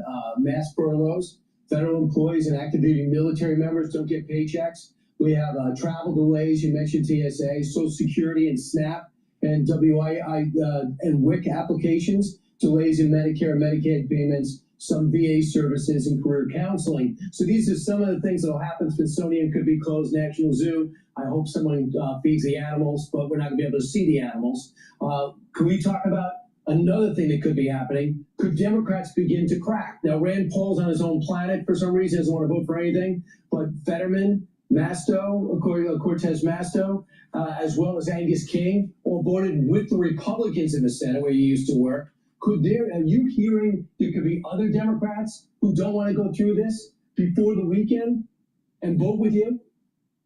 Yeah, Brian, I think that there will be. And if you look, frankly, when I talked to the president and our legislative team yesterday afternoon, I thought we would get 53, 54 votes. We got 55 votes because, again, that moderate faction of the Senate Democrats recognizes this is just an unreasonable position. You're not going to shut down the government because you disagree about a funding program that doesn't even expire for another few months. So I think what's going to happen is that as the political pressure builds and as we continue to have these negotiations, you're going to see more and more Democrats come to the side of reason and reopen the government. But look, I'd offer right now to the Senate Democrats, I'm happy. I will go to the Capitol right now to talk to Chuck Schumer and Senate Democrats about premium support for the Affordable Care Act, but only after they've reopened the government. You can't reward this exercise in hostage taking, which is what we would be doing if we allowed government. Breaking news, Supreme Court refuses to let Trump immediately oust Fed's cook. Government opening to be conditional on the Democrats' policy disagreement. So we're going to negotiate with them. We, of course, want to lower healthcare costs for the American people. Look, we came in, we inherited this economy from the Biden administration. We know that healthcare costs were way too high under the Biden administration. By the way, it's one of the reasons why the president announced yesterday that we're lowering prescription drug costs for all Americans by forcing Europeans and other countries to pay their fair share so that Americans can pay lower costs. So we obviously care a lot about lowering healthcare costs for Americans, but we're not going to engage in negotiation with hostage takers, which is exactly what the Democrats have done. Now, I think, Brian, it was you who listed off some of the problems that come along with the shutdown. Let me add another one. This is October. We are entering hurricane season all across the southeastern part of our country.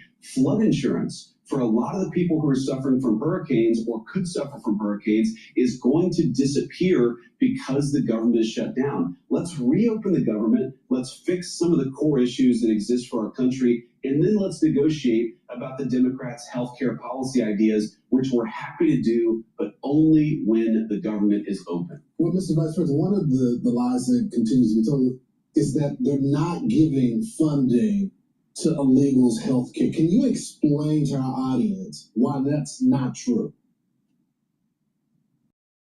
Could these mistakes cost you a comfortable retirement? Fisher Investments is sharing 13 retirement investment blunders. Yeah, so this is a Democrat talking point. They say we're not actually trying to give health care benefits to illegal aliens, and here's why it's not true.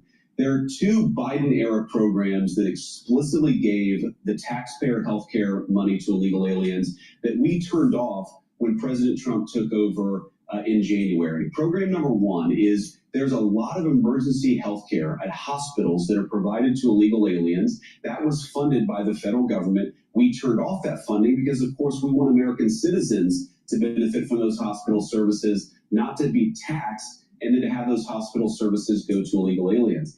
The second of which is the Biden administration gave mass parole to millions upon millions of illegal aliens, and then they simultaneously made those parolees eligible for health care benefits funded by taxpayers. In the One Big Beautiful Bill, President Trump and congressional Republicans turned off that money to health care funding for illegal aliens. The Democrats want to turn it back on. And in their initial proposal, the first thing that they put out to reopen the government, they actually turned that money for health care benefits for illegal aliens back on. So it's not something that we made up. It's not a talking point. It is in the text of the bill that they initially gave to us to reopen the government. It's preposterous for them to run away from it now. But look, let's set that all to the side. Let's open up the government. Let's negotiate on all of these healthcare policy issues. Obviously, we're not going to support healthcare benefits for illegal aliens, but we will work with them to lower healthcare costs for American citizens if they're willing to do so. President Trump, he shared some pictures from the Oval Office meeting with Chuck Schumer and with Hakeem Jeffries, with Speaker Johnson and with Thune. And we wanted to ask you about any insight into that meeting, because the last shutdown, Mr. Vice President, was 35 days. Americans can't go, here are the pictures. Americans cannot go that long without getting a paycheck or being furloughed. So can you give us some insight into what they talked about, maybe how we can come to a compromise? And the hats, the Trump trolling them with 28 hats. Yeah, thank you, Lawrence. That's the most important part. There are also the Trump 2028 hats, which I think made the minority leader in both the House and the Senate very uncomfortable. But look, it was the four of them plus me and the president, and we were having a very good conversation about healthcare policy. But the president finally sort of threw up his hands and said, guys, let's absolutely work on this healthcare policy disagreement. We want to fix this issue for the American people, but we're not going to be taken hostage. We're not going to shut down the government and then give you everything that you want. Let's negotiate, but we're not going to reward this behavior. You have to remember, their first proposal about a week ago was to give a bunch of healthcare money to illegal aliens. And then they came back to us and said, okay, no, we don't have to do that. Let's do this other thing. You don't do a negotiation like that. You don't take the American economy hostage and then tell the president of the United States, give us everything that we want or we're going to shut down the people's government. It's ridiculous. And look, we had, again, a good conversation, but a conversation where I think they still refuse to acknowledge that their negotiating tactic was unreasonable. That if you take Hakeem Jeffries' words or you take Chuck Schumer's words, what they have said for literally, in Chuck Schumer's case, decades, is that you don't shut the government down over a policy disagreement. Now that's exactly what they've done. Let's get back to rationality, open up the government, and then we can sit down and talk. All right, you've talked to us enough. Your team says you have to go. And you have to listen to your team. Mr. Vice President, thanks so much for your time. And thank you for your beautiful message at Charlie's. Please go to my store, the-studio-reykjavik.com, and get the C60. C60 is a very strong, very potent antioxidant that's part of my anti-aging protocol. It'll slow down the aging process, soak up free radicals. You can get it in extra virgin olive oil, MCT coconut oil, and avocado oil. Take a teaspoon a day, every day, preferably on an empty stomach for best absorption, but take it every day. If you work out, take it before you work out, and it'll soak up the free radicals during your workout and help you to recover from the workout. But take a teaspoon a day, every day. I've been doing this since 2016, every day. All right. And what this will do is help with the health of your mitochondria, reduce the stress in the cell. Your energy levels will go up. Your tissues and your organ systems will perform better. Your immune system will perform better. Your endocrine system will perform better. It's going to help reduce plaque formation because it's reducing the free radicals in your bloodstream that causes oxidized LDL. It'll help the health of your mitochondria in your neurons. So your neurons will produce more neurotransmitters that have lots of energy. And so you'll have, over time, better neuroplasticity. That means that you'll be thinking faster and your memory will be improved. So please go to my store, the-studio-reykjavik.com, and get the C60. Now, by taking the C60 every day, within about 2 months, you're going to start noticing your body is performing better. Now, you do this for a year, and you're going to see visible differences in the way you look. You will look younger. Now, part of the reason why you're looking younger is your immune system and your endocrine system is better. Your organ systems are performing better. You have less stress and you have less free radicals. So that's super important and to help slow down the aging process. But it also helps the basal layer. The basal layer is where your skin cells are rejuvenated and new skin cells are produced. Because you flake off your skin. The higher levels of your skin are high levels of keratin, and they just flake off. But your basal layer produces new skin cells. Well, C60 helps to improve the health of that basal layer by soaking up those free radicals and reducing the stress. And your skin gets lots of stress from UV radiation, chemicals that it's exposed to, whatever, right? The aging process. It stacks really well with resveratrol, which also helps with the basal layer of the skin.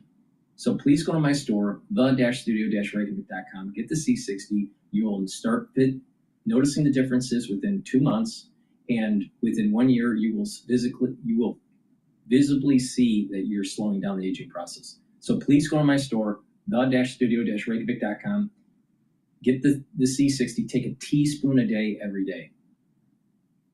Stack it with some of the other great supplements I have. If you've been paying attention to how I've been stacking throughout this broadcast and other broadcasts, you will be able to customize what you want to do. But I've been doing this since 2016. please go to my store, the-studio-reykjavik.com. Use discount 5, you get $5 off any order. You can get a 2 ounce, a 4 ounce, or an 8 ounce configuration of C60 on my store, the-studio-reykjavik.com. The link is in the description of this video and all my videos. Go to my store and get the high quality supplements, slow down the aging process, and boost up your immune system. And you're going to need to boost up your immune system during the fall and the winter season. And C60 will help you with that. Plus, during the fall and winter season, you start to, if you contract something, you're going to be building up more free radicals and more stress in your different tissues, and this will reduce that stress and reduce those free radicals. If you notice that people that chronically get sick, they age faster. And I just explained why. It creates more stress and more free radicals. You want to reduce that. Please go to my store, the-studio-reykjavik.com. It's really simple. All right, let's listen into Bloomberg here. For us, short notice, we say we need a really smart voice on breaking news. And the dude's one floor down from where I you are. know. How lucky. Wait, so how do I pronounce it? Amici or Amici Curie? I go amicus. I say amicus, or amici, Amici, okay. Yeah. but, you know, I had potato, 8 years- potato. I had 8 years of Catholic school. I think I'm the aficionado. I think you are, yeah. You take Latin, though, do you? Oh, yeah. Oh, okay. Oh, Well, yeah. you should know. I know. Well, the only thing I know about Latin is you just pronounce every single letter as you see it, and then you can speak it just fine. So you walk in, You want to conjugate something? Please go to my store, the-studio-reykjavik.com. Get the dual purpose deodorants that I have for males and females. You can get it in peppermint, lavender, and tea tree, or in citrus. These are made from essential oils from the Himalayas. You use it as a deodorant every day, but it'll also help to detoxify your body. Super important. Has no aluminum, no baking soda, all natural ingredients made from the Himalayas, essential oils from the Himalayas, very high quality. And detoxifying your body regularly is really important for you because it's going to help with your immune system and your endocrine system. And detoxifying your body during the fall and winter season is super important. If you've been paying attention to the wastewater issues and the number of positive cases that are starting to climb in the United States, you better start getting prepared. Another way to prepare is to take lignans and ashwagandha root. Lignans will help with your immune system and your endocrine system. They'll boost those systems. It'll bring down inflammation and soak up free radicals. Super important for that immune system. By soaking up free radicals and reducing inflammation at the vascular level, you're reducing plaque. And soaking up free radicals and lowering inflammation at the cerebral level, you're protecting your neurons. Ashwagandha root is going to help to control the cortisol levels and your blood glucose levels. Super important to reduce inflammation. That's going to help with your immune system, your vascular system, and your cerebral system, brain function. Remember, it's really important to keep inflammation down systemically, including your cerebral system, to maintain those neurons. Please go to my store, the-studio-reykjavik.com.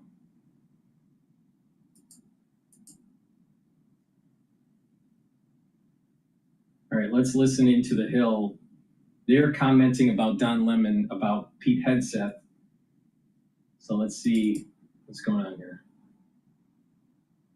Walking is everything to me. Hip surgery became unavoidable. Deborah and I, we just connected. She found comfort in no. A few months ago, I was at the White House when President Trump announced his Liberation Day for America's trade policy. It was a landmark day. Well, today is another Liberation Day. The liberation of America's warriors, in name, in deed, and in authorities. You kill people and break things for a living. You are not politically correct and don't necessarily belong always in polite society. Defense Secretary Pete Hegseth announcing a series of changes for the military personnel that he says will raise the standards of combat troops and free commanders from the fear of violating internal military rules. You may remember Secretary Hegseth called hundreds of the nation's highest-ranking military leaders back to Quantico last week to speak to them, but went a different direction than most probably expected. A large part of Hegseth's speech was dedicated to prioritizing physical fitness and, well, being well-groomed. even if that meant fewer women in combat roles. If the Secretary of War can do regular hard PT, so can every member of our joint force. Frankly, it's tiring to look out at combat formations, or really any formation, and see fat troops. Likewise, it's completely unacceptable to see fat generals and admirals in the halls of the Pentagon. No more beards, long hair, superficial individual expression. We're going to cut our hair, shave our beards, and adhere to standards. Because it's like the broken windows theory of policing. It's like when you let the small stuff go, the big stuff eventually goes. When it comes to any job that requires physical power to perform in combat, those physical standards must be high and gender neutral. If women can make it, excellent. If not, it is what it is. If that means no women qualify for some combat jobs, so be it. Thus, the military's internal complaint and investigations process will be overhauled to eliminate frivolous complaining. We are overhauling an Inspector General process, the IG, that has been weaponized, putting complainers, ideologues, and poor performers in the driver's seat. No more frivolous complaints, no more anonymous complaints, no more repeat complainants, no more smearing reputations, no more endless waiting, no more legal limbo, no more sidetracking careers, no more walking on eggshells. Hegseth also defended several high-profile firings and ended by saying that if the changes bothered anyone in the room, they were free to leave. They should resign. After Hegseth's speech, Trump set the stage where he called on his top generals to use American cities as training grounds for their troops and suggested that they should use violence against protesters. We're under invasion from within. No different than a foreign enemy, but more difficult in many ways because they don't wear uniforms. I told Pete, we should use some of these dangerous cities as training grounds for our military, National Guard, but military, because we're going into Chicago very soon. That's a big city with an incompetent governor. People are standing, and their mouth is this far away from their mouth, and they're spitting at him, and they're screaming at him. And that soldier's standing there, he wants to knock the hell out of the person, but he's not allowed to do anything. So they just stand there and they get abused. If it's okay with you, generals and admirals, I've taken that off. I say, they spit, we hit. Is that okay? Of course, reaction was swift following Hegseth and Trump's speeches. Independent journalist Aaron Rupar calling Trump's speech a, quote, major escalation in a post on Blue Sky, writing, quote, hard to imagine how anyone with a shred of dignity can keep serving after this, which of course is the point. Meantime, Don Lemon appearing on Dan Abrams' show yesterday, calling out Hegseth for railing against DEI in the military. In his definition and the Trump administration's definition of diversity, equity, and inclusion, Pete Hegseth is a DEI hire. Pete Hegseth is not qualified for that position, and he shouldn't be in that position, so therefore it's... The only thing that qualifies him to be the Secretary of Defense is the nomination process and the confirmation in the Senate. That's it. That's it. If he's confirmed in the fucking Senate, he is qualified. This is bullshit with Don Lemon promoting this homosexual DEI agenda. Very tough for me and many people in America to take him seriously about anything. What are you talking about? I listened to his whole. I played it yesterday and also listened to other parts of the speech, almost all of the speech. And the thing, and parts of Trump's speech, the thing is that he's right. Pete Hegseth is right. We got bad generals. Not only that, we got generals that are on the take. Meaning, by the time they retire, they're going to get these golden parachutes by being talking heads on CNN or working on Raytheon's board, doing book tours, getting speaker fees from CSIS, all this stuff. All right? And all they do is to get fatter and fatter and fatter. And the last time I looked, what fucking war did we win in the last 50 years? What war? Didn't win Vietnam? we didn't win. We didn't fully win the Gulf War. We stopped. We pushed the Iraqi troops back into Iraq out of Kuwait, but we didn't go to Baghdad.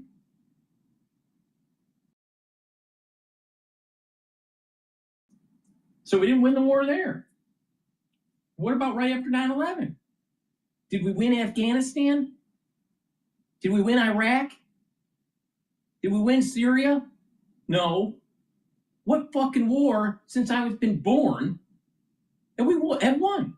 But you got a lot of fucking generals that have a lot of fucking medals and getting a lot of weight. No, they're on take.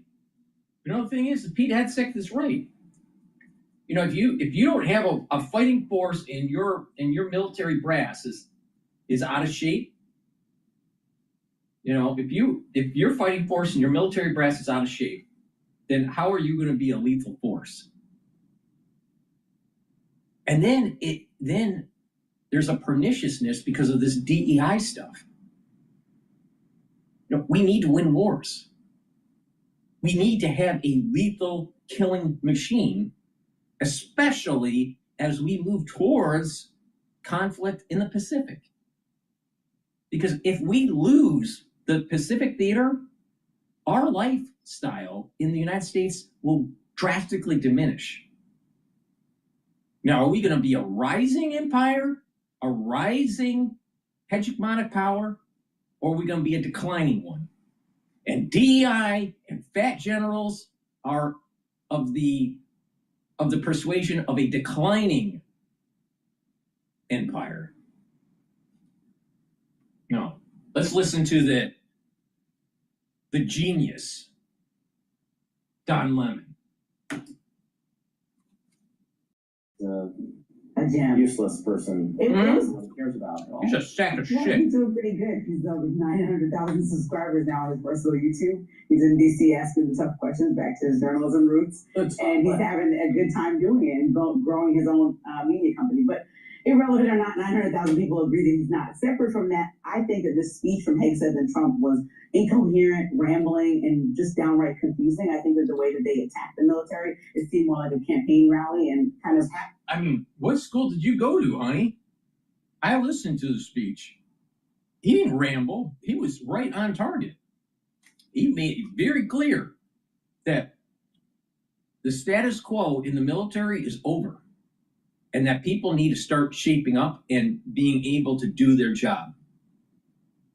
And he had this phrase, it's colorblind, it's gender neutral, and it's merit-based. You gotta do the job. If you can't do it, get the fuck out. And oh, by the way, if you're out of shape, get in shape or get the fuck out. I think he's absolutely right on this. See, you know, the thing is that we've had a Cottrell generation that didn't win wars, but we've spent trillions and trillions and trillions of dollars. We should hold these generals accountable. If you lose a war, you get shot in the head. You know, these generals need to win, not get participation medals for losing. Yeah, get rid of your beards if you have hair. Like some people grow their hair because it's a family thing. Some people like attacking the way you look, attacking women in that, saying, "Oh, get out of these roles. You want to serve our country. You don't belong there." You know, saying wearing your beard like you know you're some Mohammed. No. Part of the reason for shaving and keeping your hair short is because of hygiene. It's easier to keep, especially if you're in a battlefield. No, it's time. You know, what I'm noticing in society is that there's a laziness, there's an intellectual laziness. People don't know how to dress, people don't know how to talk. People have a bunch of tattoos. They look like shit. They literally look like shit. They literally smell like shit too. You know, it's time for the United States and its citizens and its members in the military to shape up. shape up. You know, what was some of the rhetoric about the shutdown, the government shutdown? Oh, healthcare costs are going to go up because the provisions for some of these plans that were tied to the Obamacare are going to lapse, and blah, blah, blah, blah, blah, blah. The real answer to healthcare is to get healthy. How do you get healthy? How do you get healthy? You eat right. You get enough sleep. It's a holistic approach, proper diet and exercise and supplementation.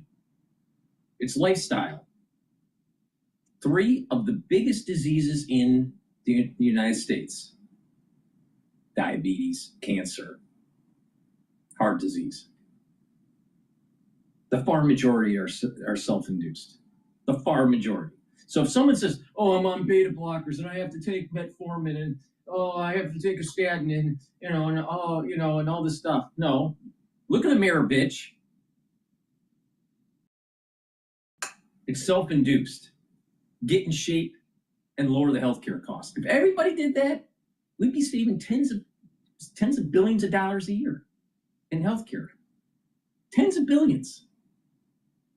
So we wouldn't have to have this conversation in the Senate during the shutdown. Why? Oh, it's easier to pop a pill. Oh, don't tell the patient that it's your fault, even though it is their fault. No, Pete Hegseth is right. Our military has drifted away from its core mission and has failed. Now it needs to drift back to its core mission and win. Now, if that means shaving your fucking beard, losing the weight, and stop having participation medals so we win, then I'm on the side of Pete Hegseth.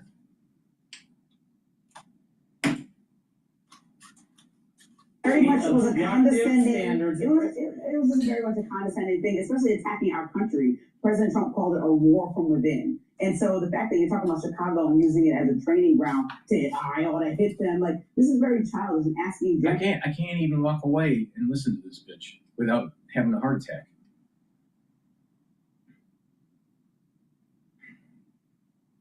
The war within is twofold. The deep state that's trying to force globalization and reduce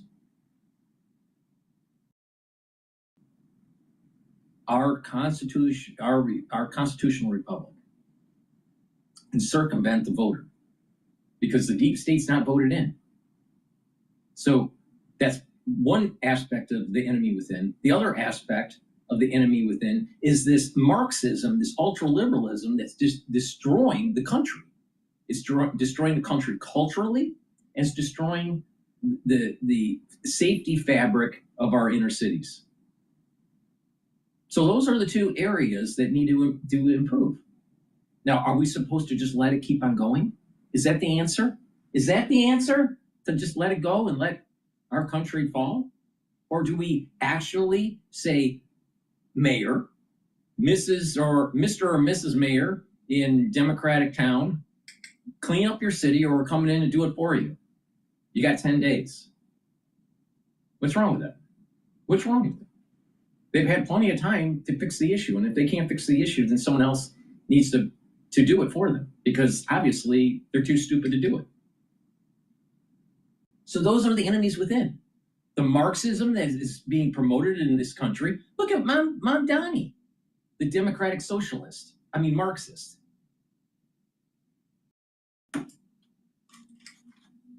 The people who actually lead major wars are in position to be able to do that, to go have war within our country and within our major cities, is kind of absurd. I think should be to any American to have our president standing up there and saying, yeah, practice here for what we do internationally. Our inner cities are shitholes.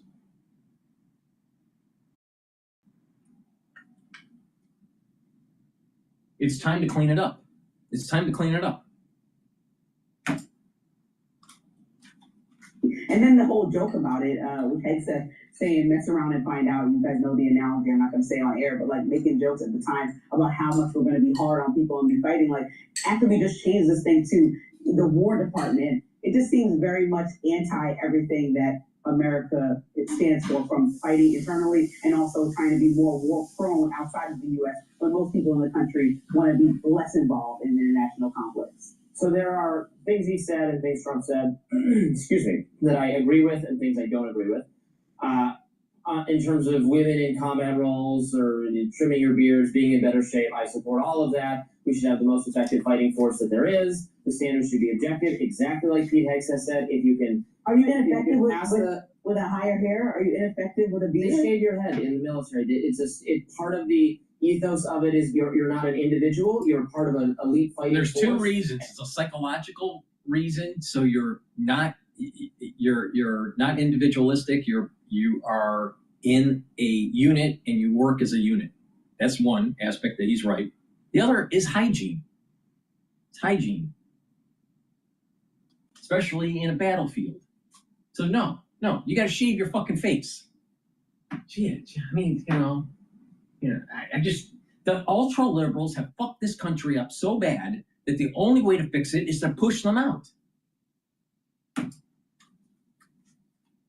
So they discourage superficial individual expressions. You want to express yourself as an individual, the military might not be the right place for you. That's what he's saying. That's in keeping with military teaching and training. That's fine. I don't object to any of that. I think that's great. I think the emphasis on physical fitness is great. The holding generals to the same standard, great. All that good. What I like less is some of the rhetoric from Hegseth is a little bit of this kind of tough guy, I can do more push-ups than you sort of thing that I just find. And I like to see him go through the training. He's like, oh, I can do it. And he can do it. He's in good shape. Well, yeah, I see good shape. I like to see him. You can do the Hegseth check. Yeah, what Don Lemon brought up was a good point. He's never been in military contact. I don't believe it. He's never been in a military situation at all, like as far as leadership. Hegseth? Yeah, Hegseth has never had an active military position. He doesn't know how to go fight combat at war. I don't think that's not true.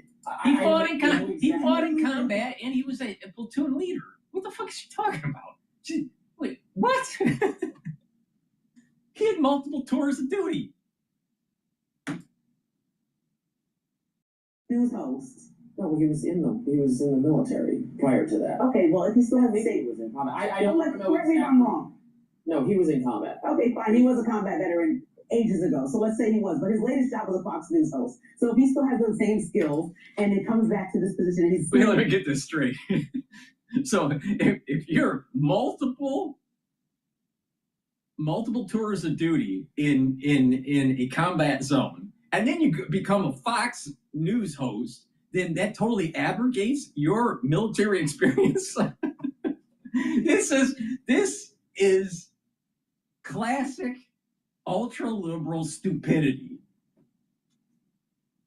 This is what I mean. They eat their tail. For 3.4 million personnel and for a military and leading them this erratically, I think that would be uncomfortable to think that anybody who has that lack of experience or such a history of experience, but most recently you were a television host like you and I, telling people what they should do for the future of our country under an erratic leader who's telling people to punch people in Chicago. I think that's all a recipe for a disaster. I don't want to consider domestic crime to be a war like an invading force, because I think that gives the government too much leeway to misbehave, and there's just kind of a I agree with parts of it. I disagree with parts of it. I'm not sure it was necessary to bring the whole military here, but and we paid $6 billion to do that. Standards for performance is fine. We're not going to make it so you only have to do 6 push-ups if you're overweight or different or female or whatever it is. It's just whoever can pass it can be in the military and for combat roles. And do you agree that millions of dollars, I think last time it was estimated $6 million to bring the troops there to tell them cut your beards and shave your head and also fight in Chicago? That was such a waste. No, the advice plus the $6 million to do it. Well, we could have done it on. Yeah, they could have done that in Zoom. That was a ridiculous show. What it was, because there was more to it. It wasn't just shave your beard. It was about having a well-defined military and improving on its mission statement to be able to be a winning force on the battlefield. And believe me, $6 million is well worth it when you compare it to the ineffective trillions of dollars that has been spent since 9/11. Trillions. I don't know, like $6 trillion, something like that, in the Middle East. since 9/11. What? What? We have a 22, maybe $23 trillion economy. $22 trillion economy. And they spent $4 to $6 trillion in the Middle East. Now you wonder why there's inflation. Now you wonder why there's problems. Because we could have used that money and invested in our infrastructure, invested in our homeland, instead of blowing up the Middle East and not getting anything out of it. But we got a lot of generals that have fucking medals for participation. No, spending the $6 million and saying get your fucking shit together, I think is well worth it when you compare to the $6 trillion that we've spent. I'm all about saving money, so we can do it that way. A new AI action is sparking outrage among actors in Hollywood, what they say about it devaluing their profession. We'll be right back after this.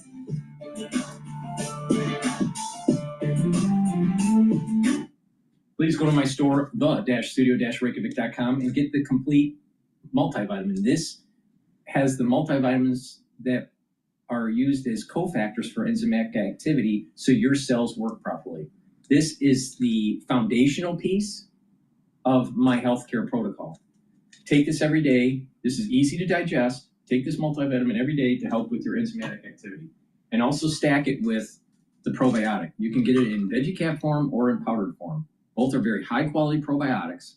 And a good probiotic is going to improve your gut biome, allow you to absorb your nutrients easier, improve your mucosal lining, increase the IgA antibodies, improve your immune system, reduce the chances of leaky gut syndrome, and improve the communication between your gut and your liver and your gut and your brain. You'll be able to sleep better. You're going to be detoxifying your central nervous system.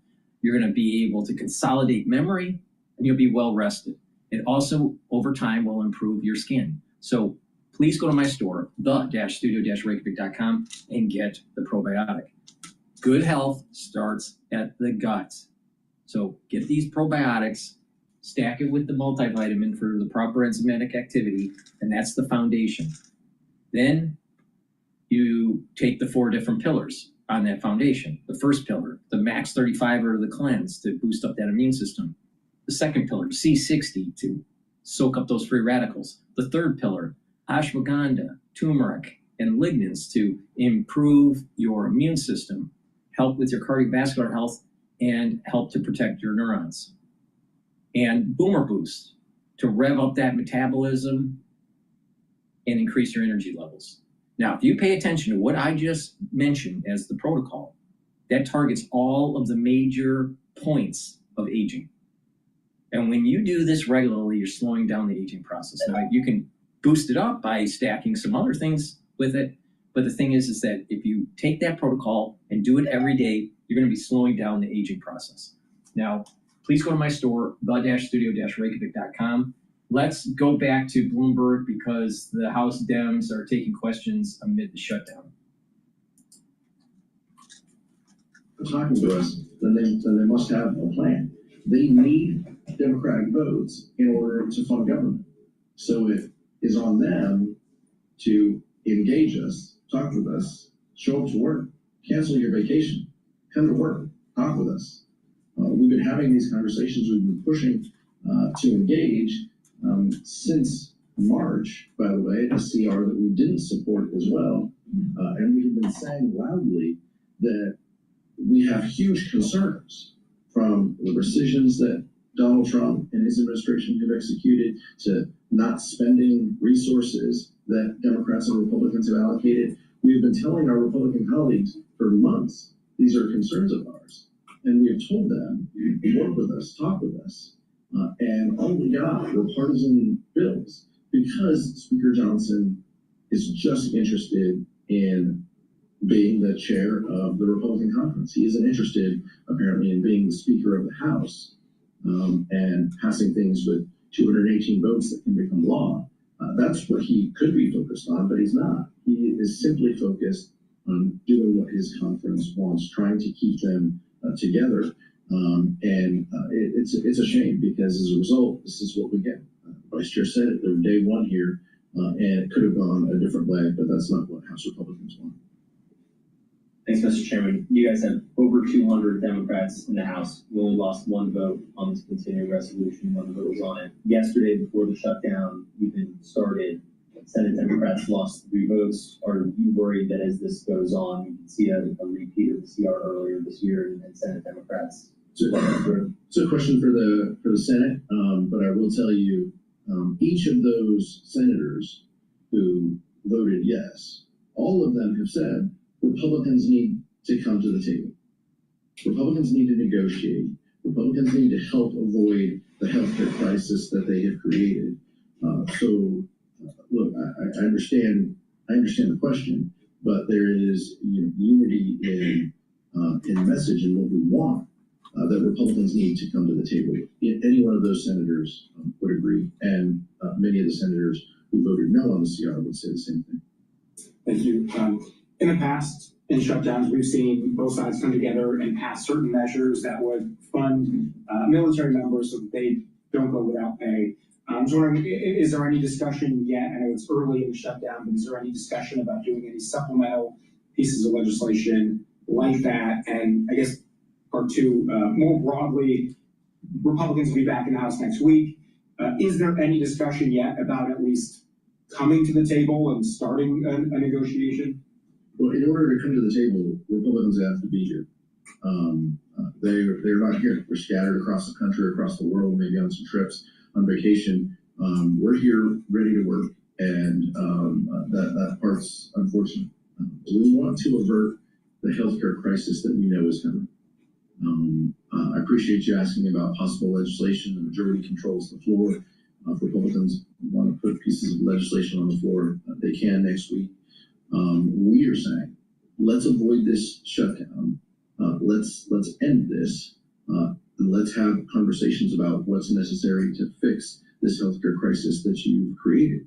But we're not going to take pinky promises like Speaker Johnson hands out to his conference, giving them select committees and other things. Like his word doesn't mean much to House Democrats at this point. After backing away from a truly bipartisan CR in December, that's the floor, by the way, of what we need. Democrats and Republicans coming together, agreeing to a continuing resolution. For those of you new to this room, Republicans backed away from that deal, from that bipartisan agreement when Elon Musk. Okay, what I'm going to do is I'm going to play Fox News discussing about Joe Rogan talking about the far left. If you shop at Whole Foods or live near one, you need to try this. This is hands down the best seafood I've ever had, and I'm never buying another brand again. I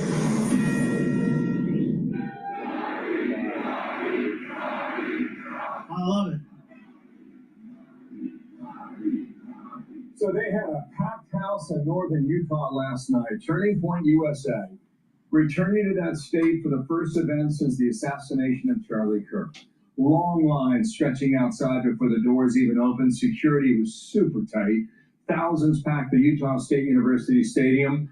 TPA USA contributor Alex Clark, speaking on the reach of Charlie's legacy. This is the biggest crowd Turning Point USA has ever pulled on a tour. We are witnessing the most powerful conservative youth movement in the history of America. I love you too. We're a family, aren't we? I'm not here to eulogize Charlie Kirk. I am here to pass the torch on to every single one of you. Tonight, each of us certainly feels the weight of this loss. But what we don't do, what we refuse to do, is bow to despair. Charlie Kirk did not spend his too short 31 years on this earth building a global movement so that it could all fall apart and we could cry over its ashes. He was building something that would outlast him. Jason Chaffetz was there last night. He was on the panel. We get his observations in a moment. But first, the reporting. Spanish Fork, Utah, Matt Finn is there. Hey, Matt. Good morning. Hi, Bill. Charlie Kirk was assassinated here in Utah 3 weeks ago today, and shortly after, his widow said that Charlie's signature speech and debate would not stop on campuses, and last night, Turning Point's tour returned to Utah for the first time.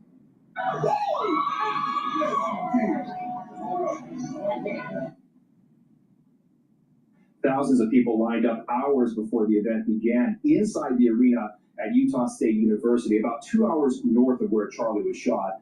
Attendees were greeted by heightened security. Everyone went through metal detectors. Charlie Kirk was supposed to be there last night for this stop of his American Comeback Tour that was planned months ago, which is now called This Is the Turning Point Tour. Now, some of his supporters say Charlie's death only expanded his reach, and they're happy. Turning Point is proceeding with campus events.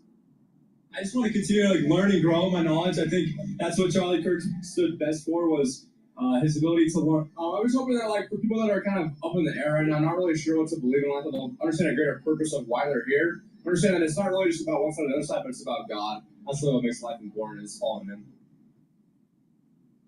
Now, carrying on with Charlie's signature campus debate, a panel of guests, including Utah's Republican Governor Spencer Cox, interacted with the audience and took questions. Governor Cox touched on people like Charlie's shooter, who apparently justified extreme violence based just off speech. Because someone said something that you don't like, that's violence towards me, which then justifies me being violent towards this person for speaking. And that's exactly what happened in this case. And that is a destructive mind virus in our society today. A few hours before last night's event, students were evacuated from one building on campus over a suspicious package. A bomb squad detonated the package that was deemed a non-explosive. And moving forward, Turning Point says it's not going to do outdoor events on campuses, at least for now, after Charlie was shot here from a roof. Back to you guys. All right, we'll wait until the accused is back in court, this time in front of a judge, not virtual, I understand. Matt Finn, thank you. Spanish Fork from yesterday again. And Jason Chaffetz also spoke at the event last night. He gave an emotional account of a phone call that he had with President Trump after witnessing Charlie Kirk get shot. At the end of the conversation, I said, "Mr. President, how are you doing? You knew Charlie?" He said, "Yeah, this one really hurts."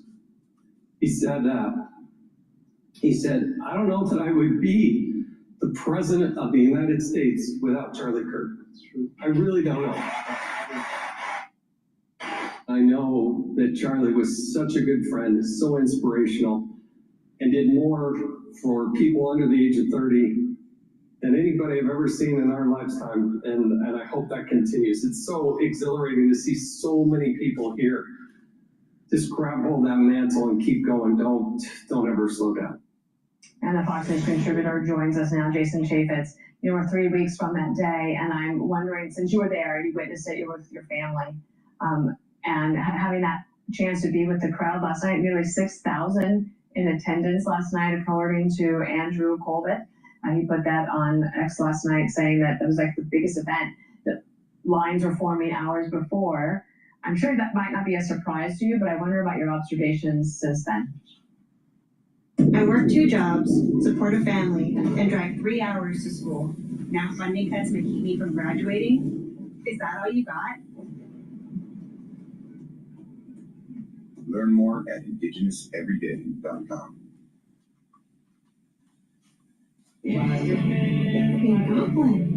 This will be a blast.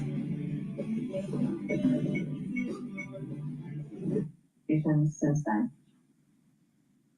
Well, it's not even an election year. I've never seen so many people under the age of 30 fired up and engaged and involved with politics. And when we talked about religion and faith and family and love of country, they cheered.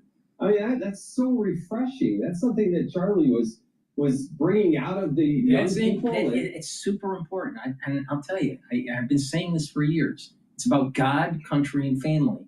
To save this country from ultra-liberals, from Marxists, from communists, from AKA Mondani, from, running for New York mayor. To save this country, you got to get down to the foundation of society, of all societies. It's about God, country, and family. If you strengthen those pillars, your society will move forward and be productive. It's that simple. And I tell you, that crowd was probably 90+% under the age of 30. and they're fired up. They're excited, and it fires you up too. It was very exhilarating. It could have gone on for hours more, but it was really neat to see. It was really great for the community and inspirational. It's a great school. I was going to say, my dad actually did a graduate work there at Utah State, and Logan is a great town. Yeah, good stuff there, Jason. You said last night when speech becomes violent, these people need to be arrested. And I want to play you a clip from Joe Rogan's podcast. He kind of went off. This was yesterday with Rogan. The fact that people were cheering when he died, normal people, housewives, moms, like people working at banks, people working at various industries, celebrating a man getting shot in front of his kids, in front of the whole world. Like, what the is wrong with us? Most people recognize, like, hey, as a collectively, as a society, this is not right. They just got shot in front of the whole world. It's not a thing to celebrate ever. So you said they need to be detained. Some of them need to be incarcerated when the speech becomes violent. Did you find that those in attendance last night felt like Joe Rogan felt, or were they talking about it that way? Yeah, I think if Joe Rogan had said that right there, everybody would cheer, because it's exactly right. Everybody's seen vile talk and aggressive talk online. I mean, social media is omnipresent, but there's a difference when you actually advocate for violence. And what's not happening at the federal, state, and local level is people are not being called out, but they're not being detained. I think they should be prosecuted. If you started making examples of some of these people, I mean, you're in the public eye, I'm in the public eye. Just because you're a member of Congress doesn't mean you should daily be on the receiving end of death threats. I can only point in my time to one instance where somebody was arrested and actually sentenced to jail in Florida for saying he was going to kill me. But imagine how often this happens to Trump and the cabinet and members of Congress and local leaders. It needs to stop, and there needs to be a more aggressive posture in enforcing that law. That steps over the line. Jason, can I ask you about this? Because the Anti-Defamation League retired for extremist group glossary that included Turning Point USA. We have the headline here: Anti-Defamation League retires glossary of extremist groups after backlash for including Turning Point USA. They had said that he promoted Christian nationalism, and now that phrase is not there any longer. Yeah, well, you know what? Charlie proudly wore on his sleeve, and I think the 6,000 people that were there last night in northern Utah, they believe in Jesus Christ. They believe in Christian values. And you don't have to be a Christian. You can be Jewish. You can be a Buddhist, for goodness sake. But if you believe in something, as opposed to nihilism, which is affecting the left, then that's actually productive, I think, for the country. Believe it. Charlie referred to I think it this as is a really important point that Jason is saying. Nihilism. Remember the 3 pillars: God, country, and family. Well, if you're nihilistic, you're going to be not for family creation. If you're going to be nihilistic, you're not going to have a strong affinity for country or for God. Now, if you look at the ultra-liberal agenda, they're about carbon capture, climate change, reduce the population, change your carbon footprint, have more abortions. They don't believe in fetus rights, in utero human rights. They don't believe it. If women have rights under the Constitution, why shouldn't a fetus? I mean, it's the same logic. So the point here is this ultra-left agenda comes from a philosophical point of view that is anti-capitalistic, it's anti-constitutional, it's anti-family, it's anti-religious, it's very much of an idea of we know better and therefore you must be part of the Borg and the collective mind. So it's this battle between individualism and collectivism. It's this battle between thinking positive about the future and working towards that versus trying to just deconstruct human involvement. Got to save the planet. The planet has gone through a lot more than the human species. All right, the planet will survive. There's no doubt about that. All right, the human race may not, but that's because of our own doing. The planet will be fine. Don't worry about the planet. It's seen a lot worse than the humans. All right, so, but if you really like listen to their agenda, their ESG agenda and their DEI agenda and all this, it is nihilistic. So to push back on that nihilism, push back on that philosophical thought, you got to strengthen God, country, and family, and it just resets everything. It resets, it gets back society back on the proper course. Because if you have a society that's nihilistic, why even try? It defeats the purpose. It's just nihilism. And if you look at the philosophical teachings in modern time, especially with individuals that get PhDs in philosophy, which is probably one of the hardest PhDs to get actually. But the thing is that the PhD in philosophy, a philosopher, the philosophy of philosophy, all right? Most of these new PhDs, they're learning not the classics of philosophy like Plato. Of course, they learn Plato in their core curriculum, right? And the classics, some of the classics of philosophy. But when they're writing their dissertation, it's all about modernism. It's all about relativism. It's all about this, this kind of like garbage philosophy where anything goes. It's chaotic, it's nihilistic, so there's no positivity that's coming out of it. Now you can take philosophy of the new frontiers of philosophy that are being paved by these new minted PhDs in philosophy, right? And you can map it with what's happening in modern art. It's garbage.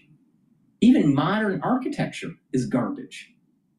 I mean, look at a classic example is look at the architecture for Obama's library. That's way over budget. Just like everything that the liberals do is over budget. People don't even like it. It's a monstrosity. But that's architecture. It's modern architecture. It's garbage. It's garbage. It's not, you go back to like the Baroque period, or you go back to, some of these, really interesting architectures. It's way different. The ornamentation is different. But there's a soullessness now in architecture, in modern architecture. There's a soullessness in modern art. And there is a soullessness in modern philosophy. There's a soullessness in this nihilism. They're all connected. They're all connected. And the only way to stop it and to prevent the de-evolving of our society is to strengthen God, country, and family. Now, here's the problem that I have with Charlie Kirk and the whole Turning Point movement. They are right to strengthen God, country, and family. And I've been saying this for years. But they also need to understand that the First Amendment, it's not just freedom of speech, it's also freedom of religion. And it's freedom from religion. No one has a commanding height of religion. And when you start to proselytize too much, that is the very reason why the country moved away from religion. And this needs to be fully understood. People that are young, they're not smart enough, they're not experienced enough to fully appreciate what I'm saying. But there is a reason why this country moved away from conservatism, away from individualism, and moved towards collectivism and a liberal mindset. And that was too much parochial thought. and not fully appreciating freedom of religion and from religion. So you over proselytize, you will lose on the battlefield.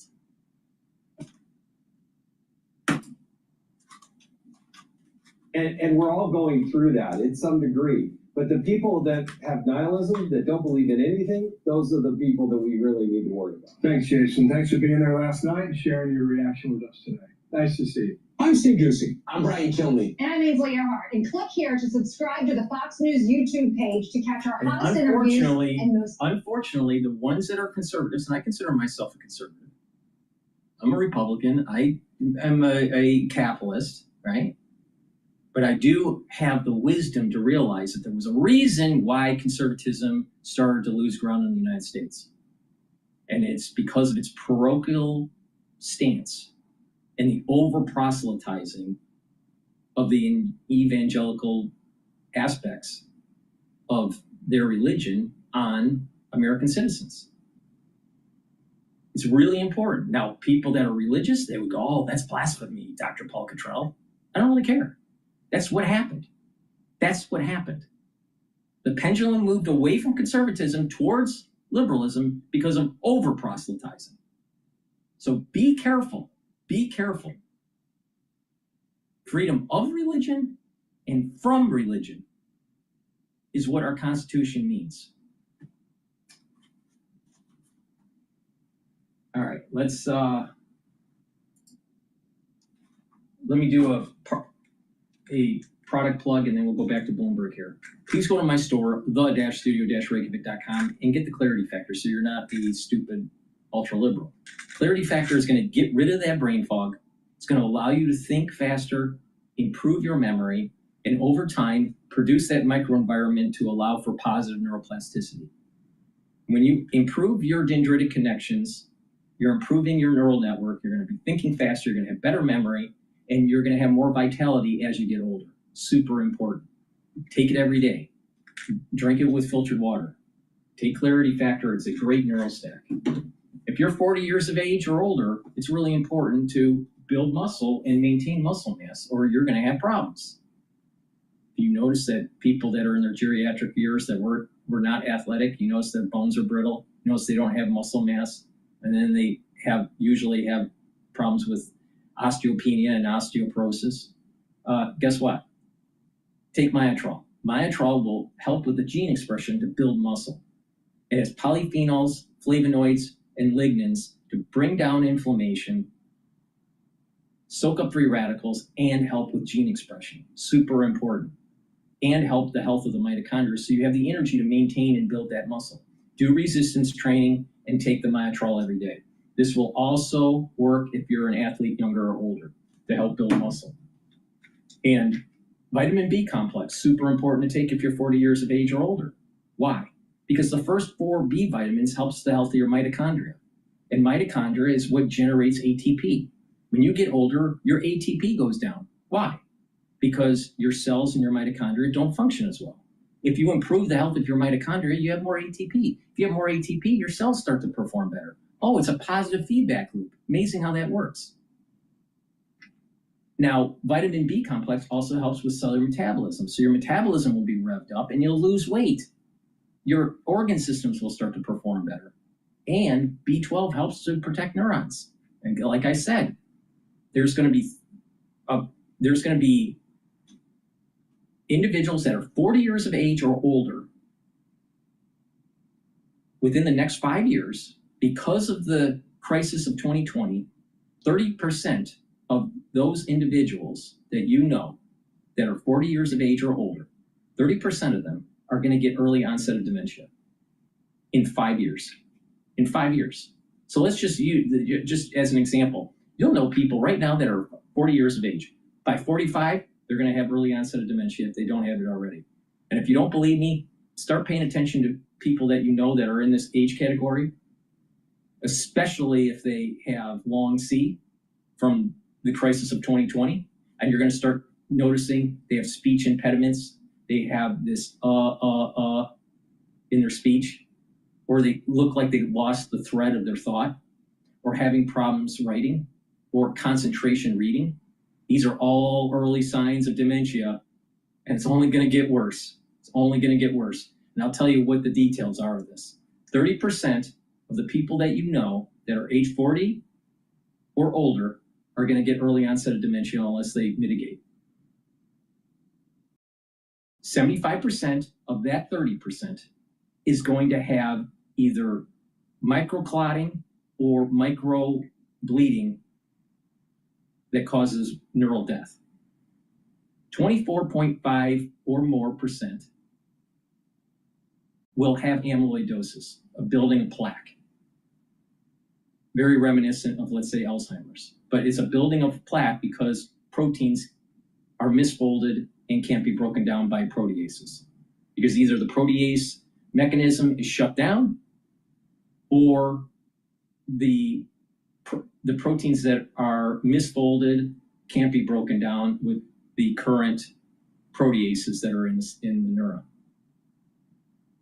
And less than 1% will be prion disease. Now, that's a lot of people in the country. So you have a combination of individuals that have dysregulated immune systems because of the crisis.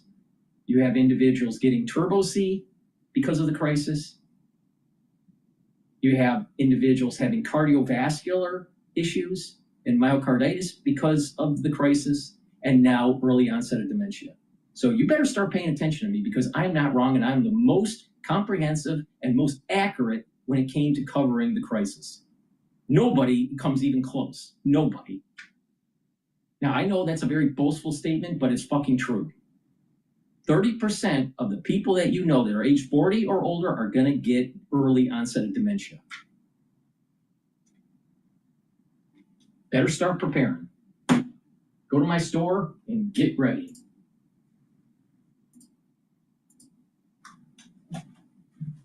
How much does nuclear provide today in the U.S. versus where you think it might be in 25 years? Yeah, so today it's a little bit below 20% of the grid, okay. Which we're saying will return to about, our base case scenario, 20% of the grid by 2050. That may not seem like much, 2 percentage points, right? But it, will equate to or amount to a $350 billion investment to get there. So those are big numbers. And in addition to that, we're talking about adding 60 some odd gigawatts to the grid. And you can think about each full-size nuke being 1 gigawatt. So that's basically building 60 generating units as our base case. So those are big numbers to get you from 18 to 20% over a 25-year period of time. I tell you, in this report that you and your team put together, Section 5, small modular reactors, that's where I wanted to go to. Because we've had some people come into the studio over the last few years and just talk to us about the science and the engineering and the possibilities of these small modular reactors. Tell us what they are, and what role they could play going forward. Yeah, so really, these are, and none of these have been built in the U.S. yet, right? So this is very much an emerging technology play. But basically what you're talking about is taking a full-size nuke, you drive down the highway, you see a big cooling tower, bunch of smoke coming out the top of it. These are much, much smaller, okay? And so the idea here would be that these are much more flexible. And so if you have more disparate data centers located throughout the country, you can power these ostensibly with these smaller units, right? And we're talking about, some of these are smaller versions of what's already in operation today, which is a light water reactor. And then some of these types of units are different types of technologies. You have gas-cooled reactors as opposed to water. You have molten salt-cooled reactors as opposed to water. And these use different types of technologies, different types of fuels, still remain to be licensing proven. So a lot of it's very much on the come. But the technology in each of those areas holds promise. So we'll see, and each of them has pros and cons, right? And so we'll see over the next 5 years the technology shake out and see which ones end up being at the top of the stack for the U.S. But each of them have a lot of money behind them and a lot of support from a lot of deep-pocketed players. Talk to us about this Trump administration. What is its view on nuclear fuel as an option? Okay, so firstly, very positive. They came out with a bunch of executive orders in May where they have clear support. They're trying to streamline the licensing process So these things they basically want to see 10 reactors in construction by 2030. Okay. Wow. Okay. So yeah, and that's 5 years from now. It seems like a long time. But in nuclear world where it takes 10, even 15 years to build a reactor, which is what it took to build the only reactor that's been built in the U.S. in the last 30 years, took 15 years to build. That is not that long a period of time. Yeah. All right, folks, listen, I don't know what your politics are or how you think about it. As I talk to these experts here, it just feels like from an energy sourcing perspective, everything's got to be on the table. If you listen to some of the experts talk to us about the need for energy going forward, it just feels like everything needs to be on the table for discussion, including nuclear power. And that's why this report from Bloomberg Intelligence is really, really prescient and really detailed and provides, I think, a really good understanding of what the opportunity is from an investment perspective. So check it out on the Bloomberg terminal. BIGO, and that's where you find all this great research. Scott Levine driving the team there at Bloomberg Intelligence. We appreciate that. All right, for our listeners in the U.S., a reminder, you can listen to us via satellite radio on Sirius XM Channel 121. Access the world's only global audio business network, coast to coast, 24 hours a day. And stay with us. Your top stories in global business talent. I'm against nuclear power. Why? Because if there is a mistake, if there is a leak, it's catastrophic. Even though it's low probability, it's high impact event. And this impact event lasts for hundreds, if not thousands of years. So I'm against nuclear power. I'm also against nuclear weapons because, we shouldn't be under the Damocles of any government at any hour of the day where we can be radiated. So, we should solve this problem and not have nuclear weapons. Now, in terms of even if you can build a safe nuclear plant, what do you do with the radioactive material, radioactive waste? And we're not just talking about fuel rods that can be reprocessed. We're talking about wastewater. We're talking about bolts and metal and gloves and boots and all of the waste that builds up over years of running that plant that eventually will be decommissioned. Now we have a mountain that's supposed to store all this stuff, but no one's willing to transport it on a rail system just in case there may actually be an accident and radiates the town. So it's a big problem. So why not just not have it? Unless there's technology that I do not know of that can reduce or eliminate the radiation of these materials, neutralize it. I don't think we have any real technology to reverse the radioactiveness of a wrench, right? So in theory, you should be able to do that, but I don't think in practicality we have it. So maybe we shouldn't be playing around with this type of technology, with fission reactors. Now with fusion reactors, that's a different story. But that's still years away. But they're getting closer to having fusion reaction. All right, so that's my take on it. Now, just to remind the audience, I have Substack and TikTok that you can follow me on. So the links are in the description of this video and all my videos. I'm live streaming on Rumble, on YouTube, and on my website, the-studio-reykjavik.com. Please click the link of the video to go to TikTok and subscribe to me and my Substack. I greatly appreciate it. All right. Before we go to the next video, please go to my store and get this NeuroStack. Like I said, it's really important to protect your neurons. I told you why. It's, a lot of people are going to have neurological problems. Early onset of dementia or Parkinsonian shakes, gait issues. So you want to protect your neurons. Now, there are different ways to stack supplements to improve neural health. NAD Plus boosts up your NAD Plus levels, increases your energy, repairs your DNA damage, and protects neurons. So take NAD+, especially if you're 40 years of age or older. Ubiquinol is the most bioavailable form of CoQ10 that you can purchase. There's nothing better. Most people that take CoQ10, you're probably taking the wrong kind. Ubiquinol is the best. You can't get anything better. Now, ubiquinol is an antioxidant. It's going to soak up free radicals, so that's good for just slowing down the aging process. But it also helps the health of the mitochondria that boosts up the energy levels, so you have more ATP. Hence, it helps you slow down the aging process, especially in the neurons, and it helps to protect your neurons. Stack it with the NAD+, and you can also take it with the Clarity Factor, or C60, as a super stack for your neural health. Please go to my store, use discount 5, all caps, discount 5, you get $5 off any order. If you spend $100 or more, you get a free gift until supplies last.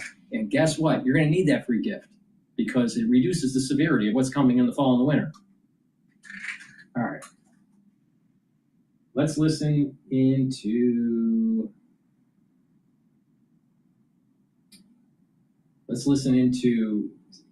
CNBC about the Supreme Court saying that Trump can't fire Lisa Cook.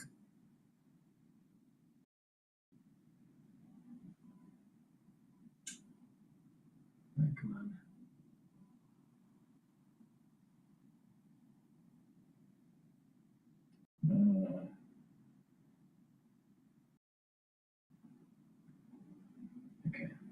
Getting some breaking news on the case regarding Fed Governor Cook. Let's get to Eamon Javers. Hey, Eamon. Carl, that's right. The Supreme Court is saying it's going to have arguments in January of 2026 on this case involving Lisa Cook and the Federal Reserve. Remember, the president's been trying to push her out with allegations of mortgage fraud. A lower court stay on the Federal Reserve Board while the case was pending. The Trump administration filed asking for a stay of that decision. They wanted to fire her immediately. And in this new order, just released within the past couple of moments, they're saying the application for a stay presented to the Chief Justice and by him referred to the court is deferred pending oral argument in January of 2026. So that means the Cook will be able to stay on the Federal Reserve Board through those arguments in January of 2026 and then pending the outcome of this case ultimately. So a defeat here for the Trump administration, a win for Lisa Cook's legal team, but it does not mean that she is necessarily out of the woods here in terms of this argument, but it does mean that we should see the Supreme Court take this up in January. Back over to you. So what happens between now and January? Do we know? Is this punted to another court to look into these allegations, or it's still in the hands of the Justice Department? There is no other court other than the Supreme Court, right? That's as far as you can appeal. So it's going to be up to the Supreme Court to adjudicate what happens here. But that won't happen until these oral arguments, which they're saying in this order just released, will happen in January of 26. So between now and then, it's status quo, right? It's not on whether he's allowed to fire her.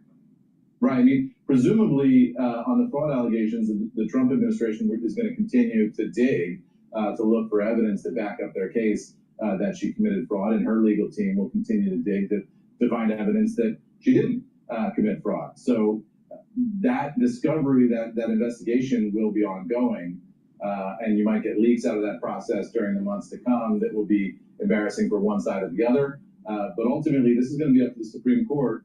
That's the highest court in the land, and they're not going to take it up until January. Yeah, all right, so between now and then, Lisa Cook stays on the Fed. Let's bring in Steve Leisman and find out what the implications of that are. Steve, she's not going anywhere. She's not going anywhere, and it's deferred, David, until January, when, of course, the Fed itself will undergo a bunch of changes. You'll have new presidents come in to govern, and also you'll have that Stephen Myron Fed governorship come up again. So there'll be additional changes, but at least it seems through the October and the December meetings, which are the two remaining ones for the year, there'll be stability, and we won't be reporting ahead of the meeting that we're not sure how many people will be voting as we did for the September meeting. So there'll be some stability on the board through then, and then they'll undergo some changes. What's interesting then, by the way, is in February, I believe, it could be March, the Federal Reserve Board will vote to reappoint the presidents. And this is where it's key. If the president and the administration, David, want to make that change on the Federal Reserve, among the Federal Reserve presidents, they need a majority of the Federal Reserve Board. unclear at this point. I'm reading this very short order, but the stay is deferred pending established weekly schedule for Advocate Bureau to select meeting, pending oral argument. So maybe it can be decided in January, but maybe perhaps after that. Right, Steve. Yeah, I mean, it can sometimes, you can have a significant interregnum between when the case is argued and when you hear from the Supreme Court. Right. But sometimes they can do it in much more a quicker fashion as well. Steve, while we got you here, just in terms of, reaction to the ADP number this morning and the likes and what we can expect given where the Fed is right now, and obviously given that Lisa Cook will remain one of the members. Yeah, I mean, the problem with ADP is always that it's not very good on a month-to-month basis, but when you take a step back and you use 3-month averages compared to the BLS, along with the BLS revisions, and then even 1-year averages, it's a much better indicator. It's why I'm not very concerned about not having Friday's jobs numbers, or even another month, but over time, you lose contact. Now, ADP, of course, we benchmarked its numbers this year, so that caused a downward revision, but according to ADP, we're in negative territory when it comes to the jobs report. And you saw what happened to the bond market, a big rally there, as well as in the Fed funds, where now there's a lot more confidence in an October cut and a December cut as well. And they're working on a third cut in January or March as well. So all of this is telling the market that the Fed is going to be more concerned about jobs, or increasingly concerned about jobs, relative to the concern about inflation than it has been.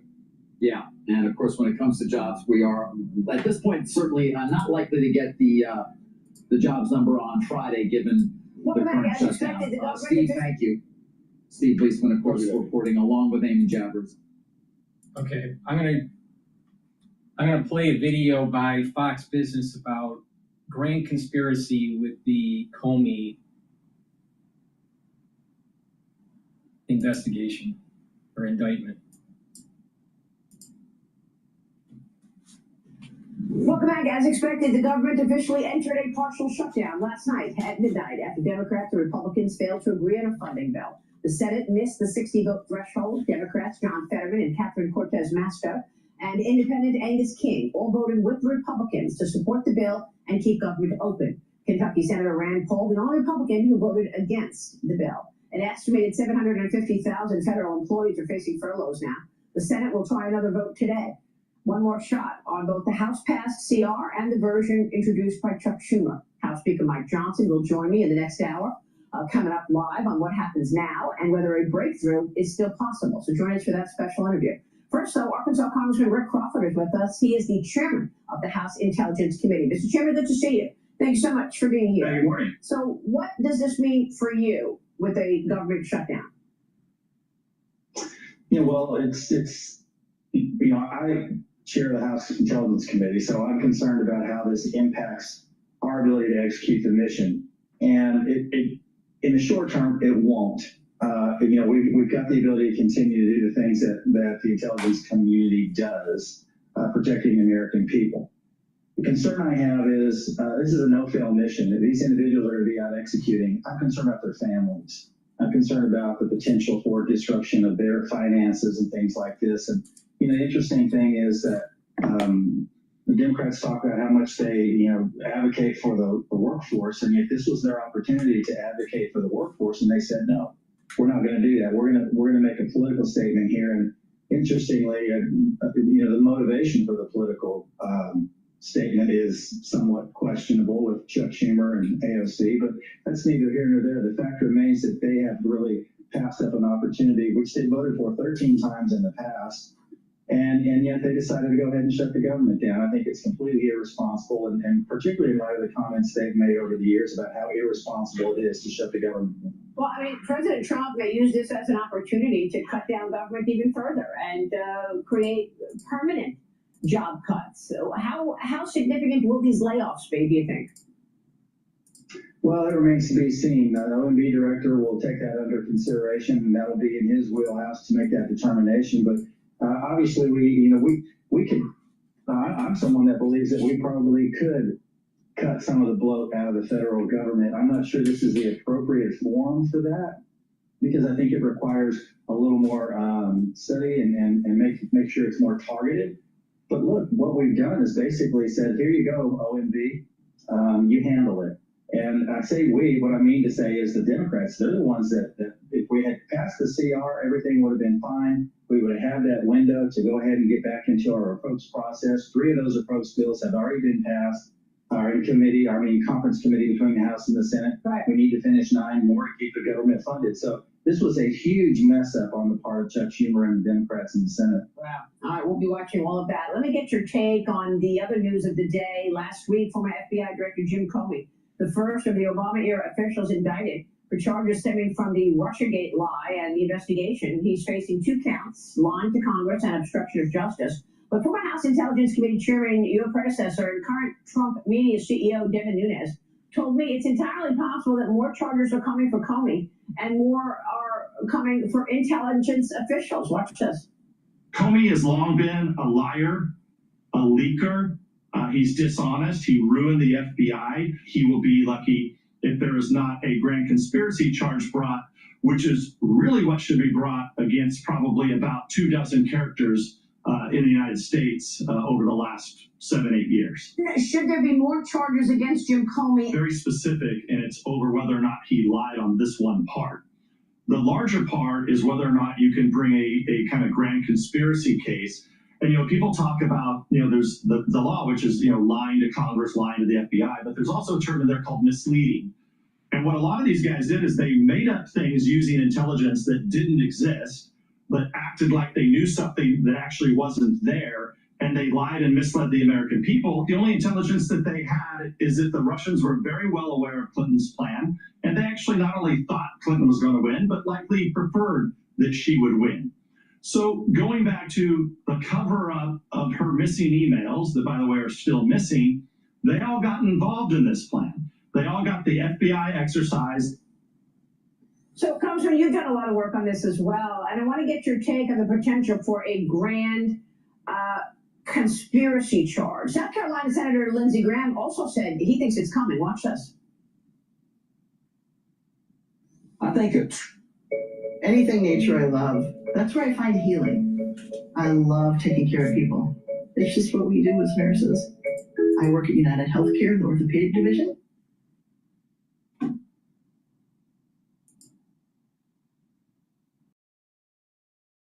I think obstruction was more than leaking classified information. I think the obstruction includes withholding exculpatory information to the FISA court where he had a duty to do it. I think the obstruction includes lying about the grand conspiracy here. Not only, and I think the obstruction includes not investigating leads that could have exonerated Trump. Yeah. They wanted Trump to be guilty. Every time they had information that it may not be him, they ignored it. I think this is much bigger than leaking classified information. I think there's a conspiracy charge that could be made. Again, he's presumed innocent, but this obstruction goes well beyond leaking information, classified information. I think there was an effort to withhold exculpatory information, not to investigate credible leads that Trump may not have done this. Mr. Chairman, was this a conspiracy against Trump?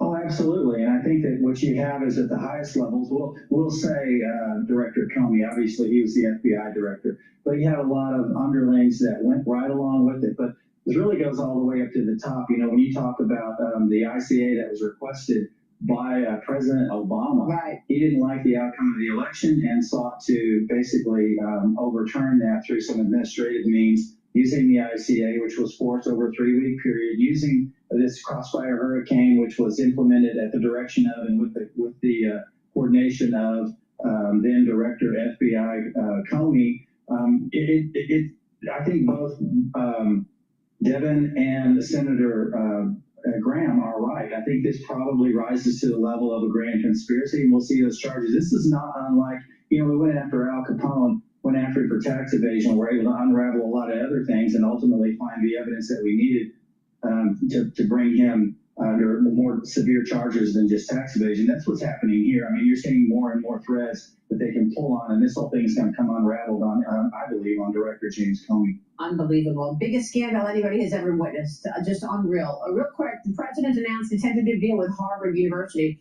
to restore $2.4 billion in frozen federal money. Harvard will now invest $500 million to launch and run trade schools, ending a long-running clash over affirmative action and discrimination against Jewish students. Your reaction to that? Well, I'm a big fan of trade schools. We talk about it all the time here at home in the heartland. It's important to us. Career technical education, work in the trades. I'm not sure how much faith I have in Harvard to execute on that plan. But, look, the deal's not complete. The devil's in the details. But, Trump's a deal maker, and we'll see if this happens. But let me just say, I love trade schools. I never thought Harvard would get in the game, but God bless them. I think we need more emphasis on the trades. Absolutely. We need more electricians right now with this AI huge boom. Congressman, it's great to see you this morning. Please come back soon. Thank you, Mr. Chairman. Yes, ma'am. Thank you. Rick Crawford. We'll be right back. Alrighty, let's take a look at another video here. But before we do that, please go to my store, the-studio-reykjavik.com. Get the D3 and the vitamin K2. Super important. This is a stack that helps a multitude of different systems.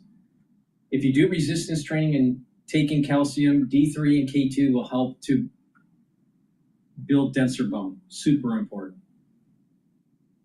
Now, D3 and K2 will also help to pull some calcium depositing around plaque formation at the vascular level and reduce calcium depositing at the vascular level.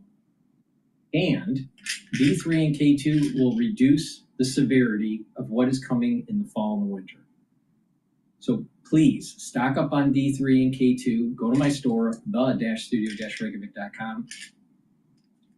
Use discount 5. You get $5 off any order. It's all caps, discount 5. Go to my store, the-studio-reykjavik.com. Spend $100 or more, you get a free gift until supplies last. But be prepared. This fall and winter in the United States is going to be problematic. The better off you are, the less severe it is, long term, the better off you'll be. Okay, with that, let's take a look at.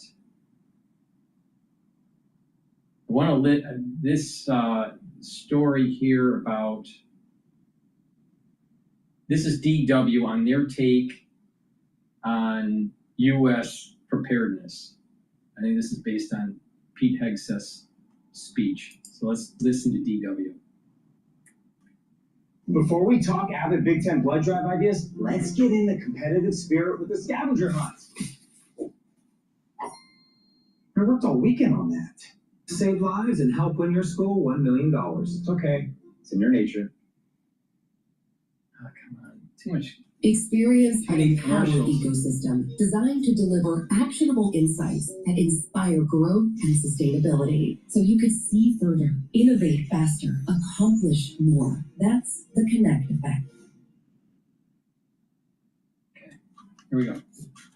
In the US, Secretary of Defense Pete Hegseth has called a rare meeting of hundreds of senior generals and admirals stationed around the world. They'll gather today at a base near Washington. The Pentagon has not publicly said why they are meeting, and even the generals haven't been given a reason. Right. I apologize. This is an older video. To speak to the assembled officers on a this is an older video, so I'm going to stop that.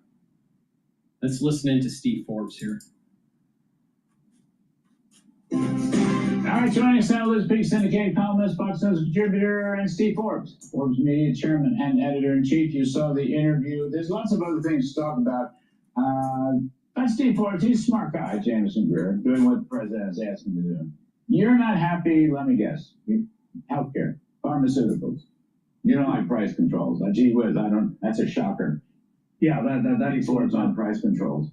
Yeah, well, putting price controls on the pharmaceutical industry just guarantees what's happened in Europe. You get less innovation, which means you're going to have a less healthy future. But if you build here, if you build a pharmaceutical plant here, like a Tylenol plant, that was a joke, a bad joke. But if you build a plant here, it gives me a headache. You won't get the tariff. You won't get tariff. Yeah, but that shouldn't be dependent on if you need a medication. That shouldn't be. They shouldn't be putting on price control. There are various ways you get plants to locate here, which is part of what they've all done in terms of reducing taxes, in terms of reducing regulations. But this force thing of trying to force a trade, that's going to be a two-way street, and we set a terrible precedent for when the bad guys eventually get back into power.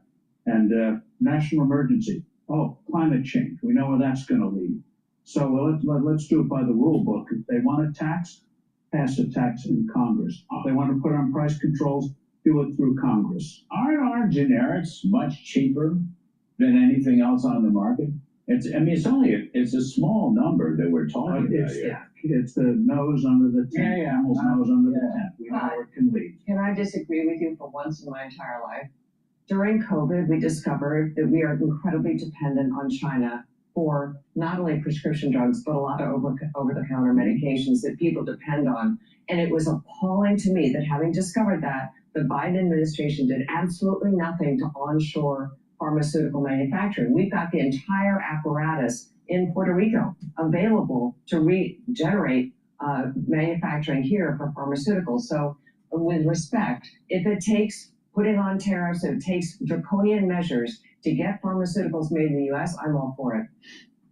Trouble is, taxes on them rarely come off. And in terms of China, that's absolutely right.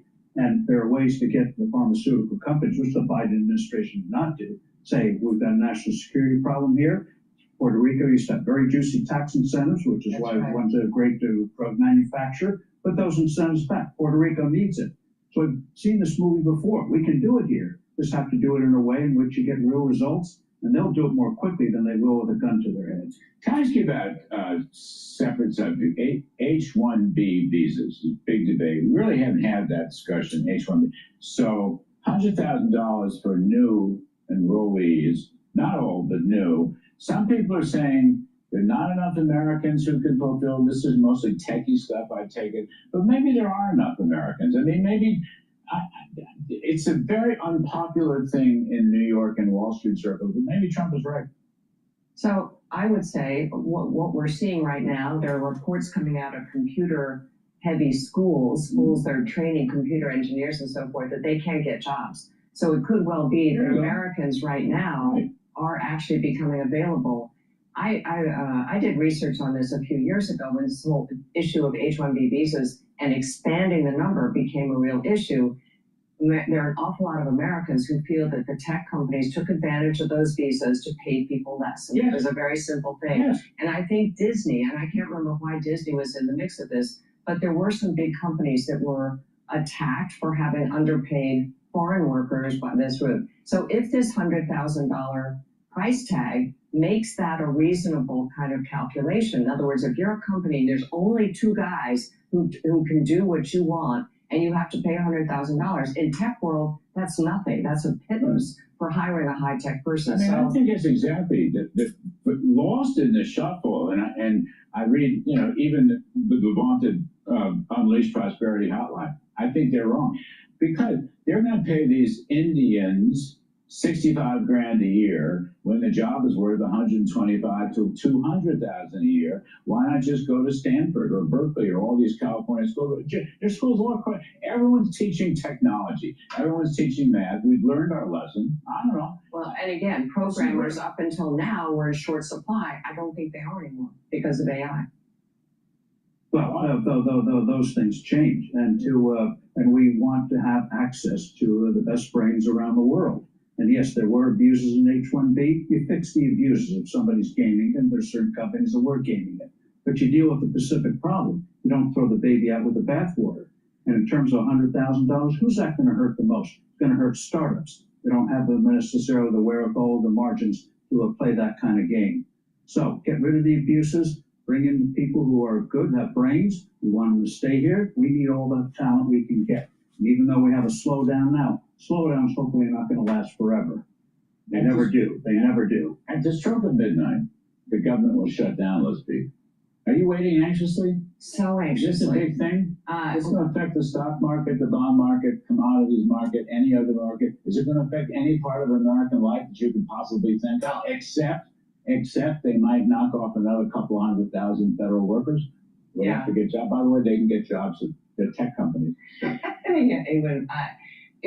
I think it's really hilarious that people are talking a lot about the fact that we may not get the jobs report on Friday, which is a statistic that I find completely questionable. And, if anyone's really making serious decisions based on that BLS, I did say BLS statistic, I would really be surprised by that. But no, I think the Trump administration has made it clear that instead of simply furloughing people, this could be an opportunity to shut down. By the way, some of the hundreds of bureaus and directorates and agencies that don't even meet, that don't have any particular activity. I've gone through and looked at some of these. There are a ridiculous number of outfits in the federal government that do zero. Schumer is giving them an opportunity to do what they could not do legislatively. That's the thing that blows me away. Yeah, he was beaten up by the far left when he did this thing in March, realizing what the implications would be. But the really big news tonight, Larry, is the playoffs with the Yankees. You've noticed what happened to civilization since the Yankees last won the World Series in 2009. We've had inflation, we've had wars. We need a World Series win to get the world right. So that's the big event tonight. It took a while to circle back to that, but good work. You really did a good job on that. He's always right. I'm not a big fan of the Yankees in for baseball. I'm more of a Detroit Tigers guy. But what I have noticed with Harvard football is that they're doing pretty well right now so far, but the season just started. Please go to my store, the-studio-reykjavik.com, and get the Gladiator Barley. Gladiator Barley will help to build muscle. What you do is this is a high-density protein, and this will help to build muscle, do resistance training, but it'll bring down inflammation, detoxify your body, and soak up free radicals through superoxide dismutase. So when you're detoxifying your body and bringing down inflammation and soaking up free radicals when you're working out, you're recovering quicker and you're building that muscle faster. It stacks well with Myotrol, which helps to build muscle through the gene expression. As you get older, you don't express your genes as well because of methylation. Myotrol will help with that gene expression. And Gladiator Barley will help to build the muscle because these are the building blocks to build the muscle because it's a high-density protein. But it's not just a regular high-density protein. You can't get this at a regular, let's say, Whole Foods or store. This is very special stuff. So please go to my store, get the Gladiator Barley, do the resistance training. It's a powder. You can mix it with soft foods. I mix it with hummus, but you can also mix it with yogurt or, let's say, applesauce. You can drink it. You can mix it with filtered water. You can mix it with milk or mix it in a smoothie, however you want to take it, but take it every day. And by detoxifying your body, bringing down inflammation, soaking up those free radicals, it's going to help your immune system too, not just build muscle, and help with your endocrine system. Super important. And bring down inflammation. That's going to help your joints. That's going to help your vascular system, reduce plaque formation. And by bringing down inflammation at the cerebral level, you're keeping your neurons healthy. So not only are you building muscle with Gladiator Barley, but you're actually improving brain function. Amazing how that works. So please go to my store, the-studio-reykjavik.com, get the Gladiator Barley, take it every day, build some muscle, especially back muscles. Super important. A lot of people underdevelop their back muscles. But if you develop your back muscles, what's going to happen is that your posture will be better. You'll have denser vertebrae, and you'll have better blood flow from your lower extremities back to your torso. So your venous flow will be better, and your lymphatic flow will be better.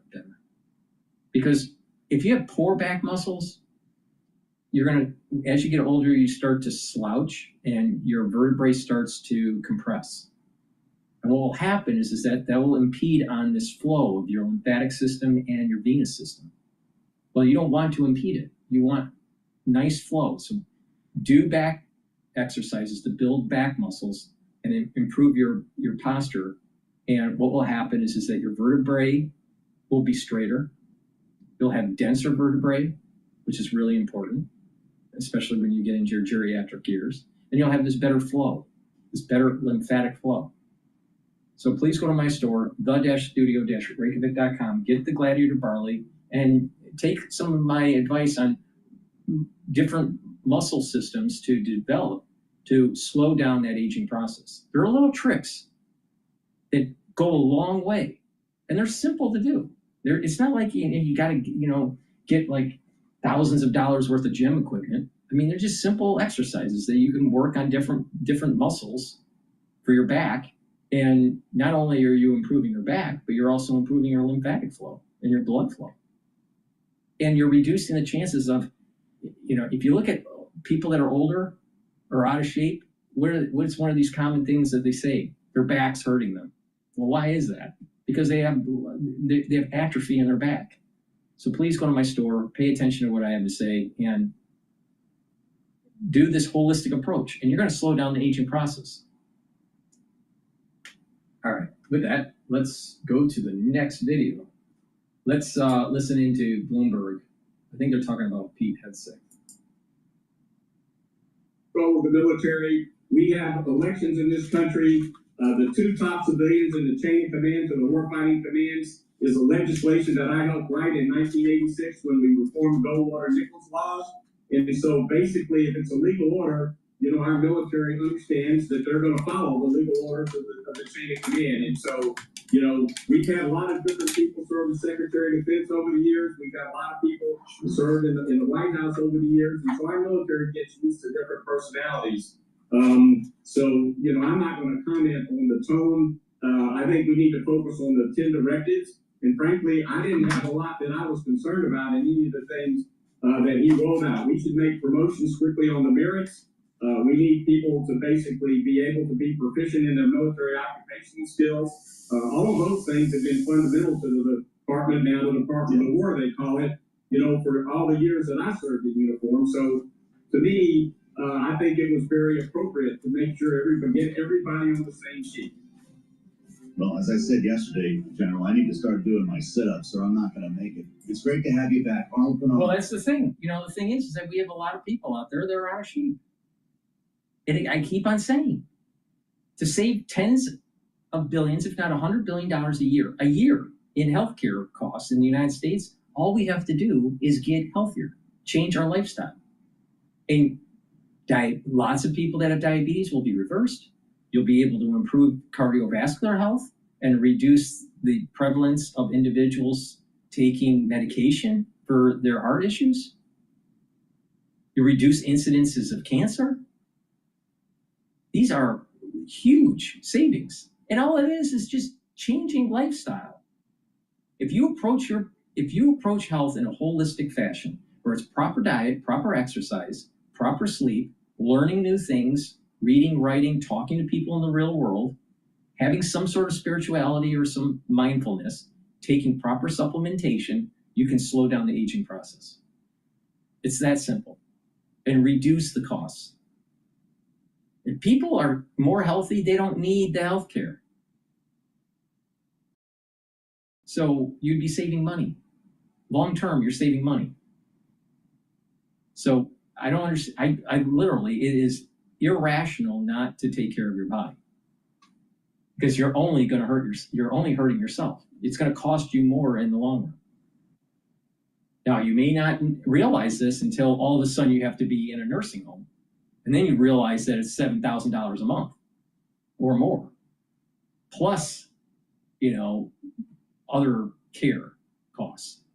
So, be prepared. If, the more robust your body is, the better off you are.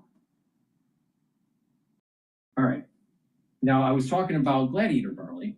Now, I also have heirloom barley. Now, heirloom barley is a little different. It doesn't focus on the strength side of building muscle.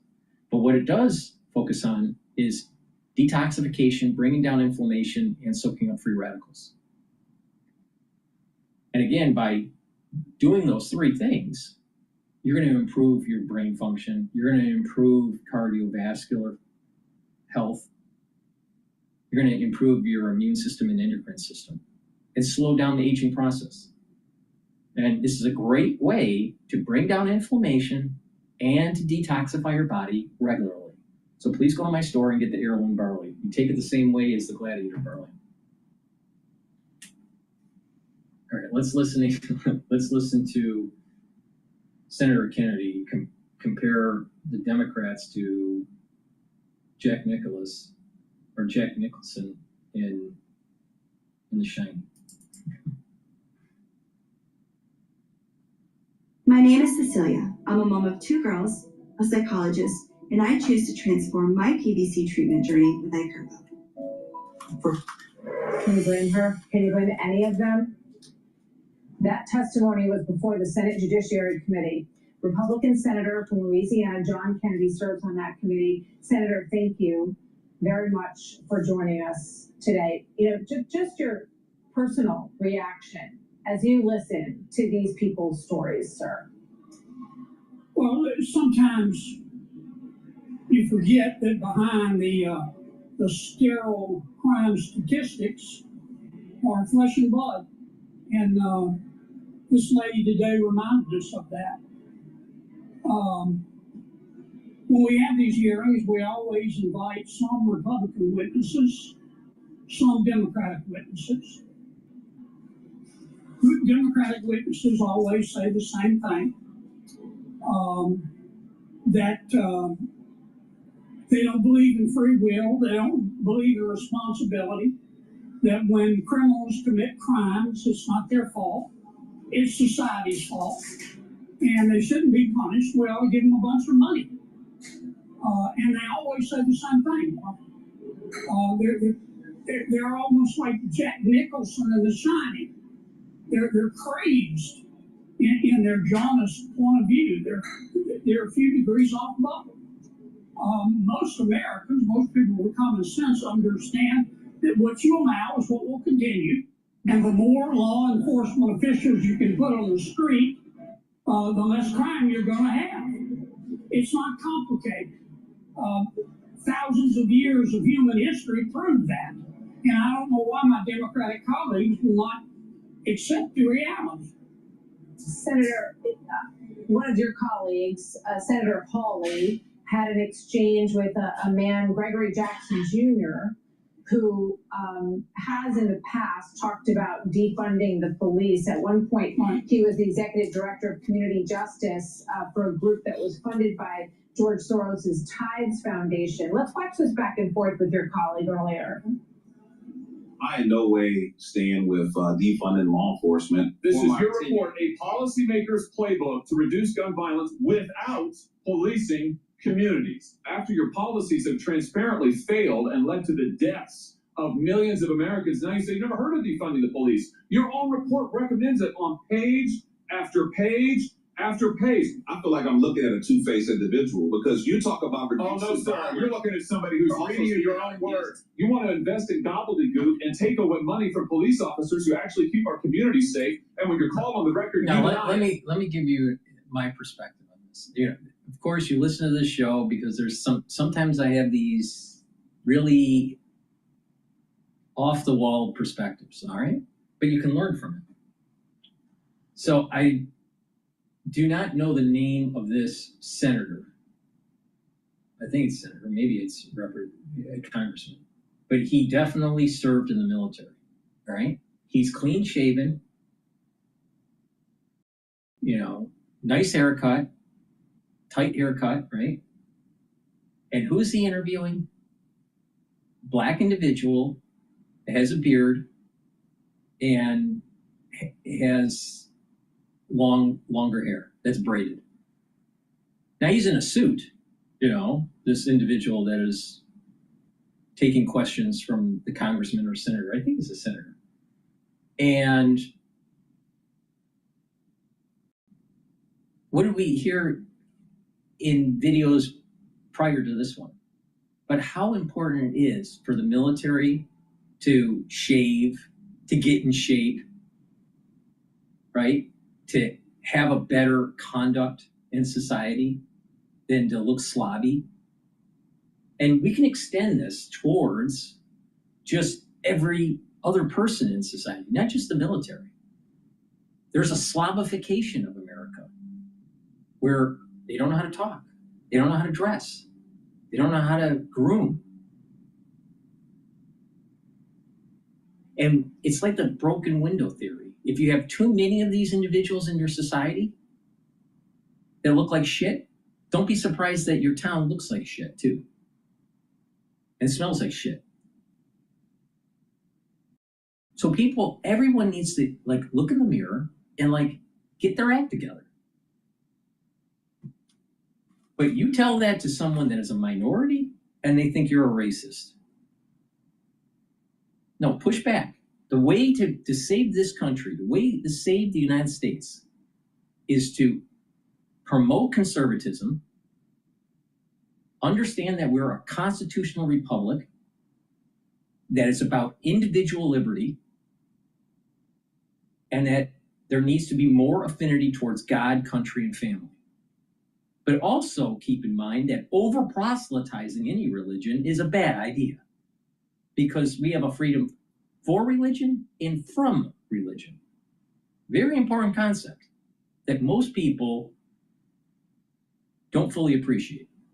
Now let's continue. Senator, your reaction to that? Well, I know Mr. Jackson. He worked for President Biden. He believes that cops are the problem. He believes that cops are a bigger problem than criminals. He believes that if a cop has to shoot a criminal, it's automatically the cop's fault. If a criminal shoots a cop, though, it's the gun's fault. He's part of the loon wing of the Democratic Party, and they just don't believe in free will and responsibility.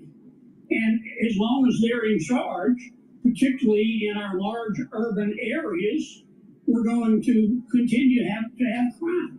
Look, it's not complicated. A guy in prison cannot shoot your sister. It's just very simple.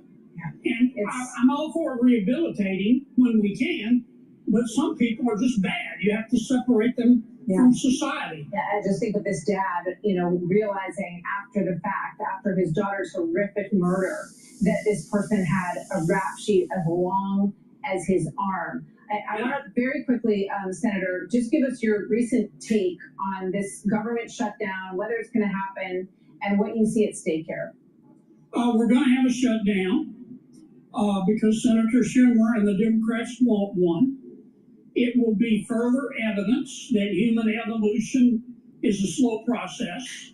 There's no reason for the shutdown. What we've asked Senator Schumer and his colleagues to approve is what we've approved 15, 20 times, but they want to shut down because the loon wing of the Democratic Party is mad at Chuck, and Chuck wants them to love him, so we're going to have a shutdown. Okay. All right. We will watch it unfold. Thank you very much, Senator Kennedy. Always good to see you, sir.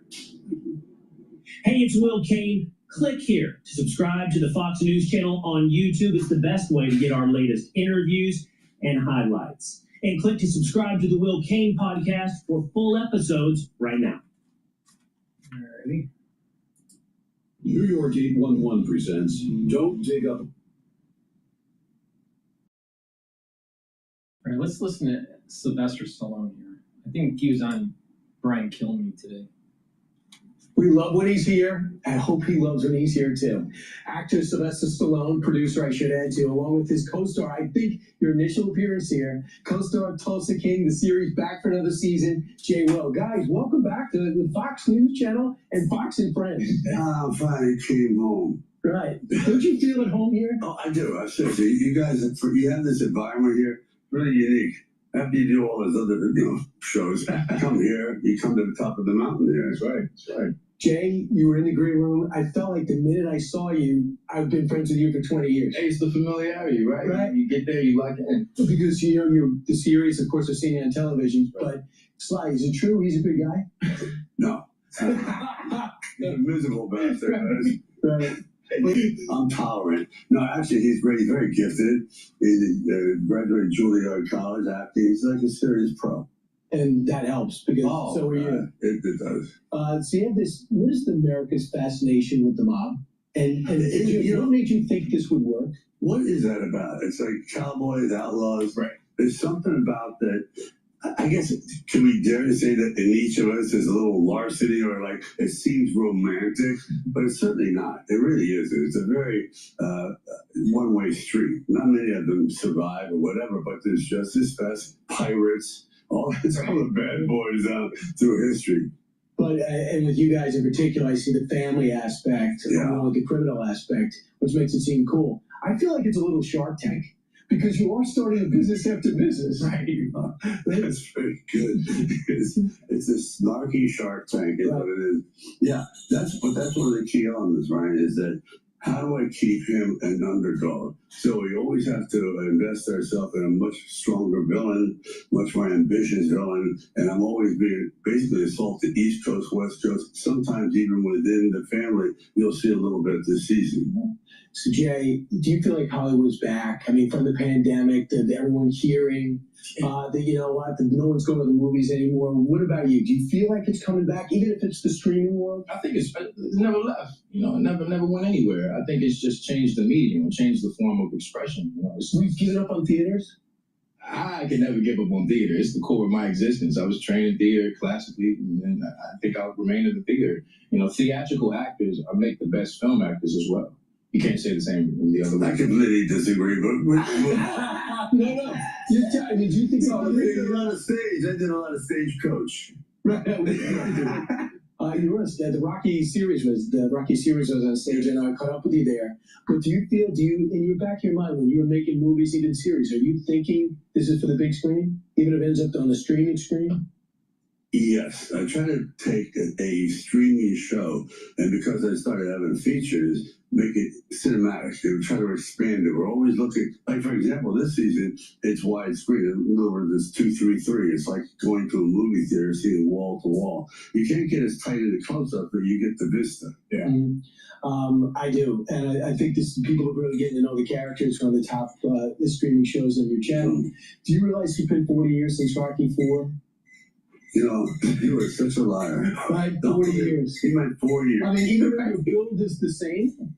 Yeah, no, it's not. You look great. That's why I layer things, but thanks. But what do you think about when you think of Rocky 4? It brings us back to that time in America, Soviet Union. I do. You know, it's because when you're in the midst of the storm, you don't constantly focus on it. I'm always thinking that no one can write their own biography because they're in the middle of the storm. People that are observing you see what's going on in a bigger picture. But with Rocky, I'm writing a book right now on how it all happened. And I'm telling you, Brian, when you go back and you analyze it, it was absolute insanity. It just couldn't happen. And it wouldn't happen again. So it's all these different odd elements of not giving up, not wanting to, or maybe just youthful ignorance. But it's that journey from arriving in New York in 1969 and then 1975, 76. Just that period was one of just, it was quite remarkable. And I think it will be very encouraging to other people that are at that crossroad moment. And we have a few major crossroads in our life. And one of them is, where do I go? What is my choice, my direction? And then you realize that was the wrong one. How do you pivot? Because I had to pivot to writing because I wasn't really getting any acting jobs. In Brooklyn, this will be a blast.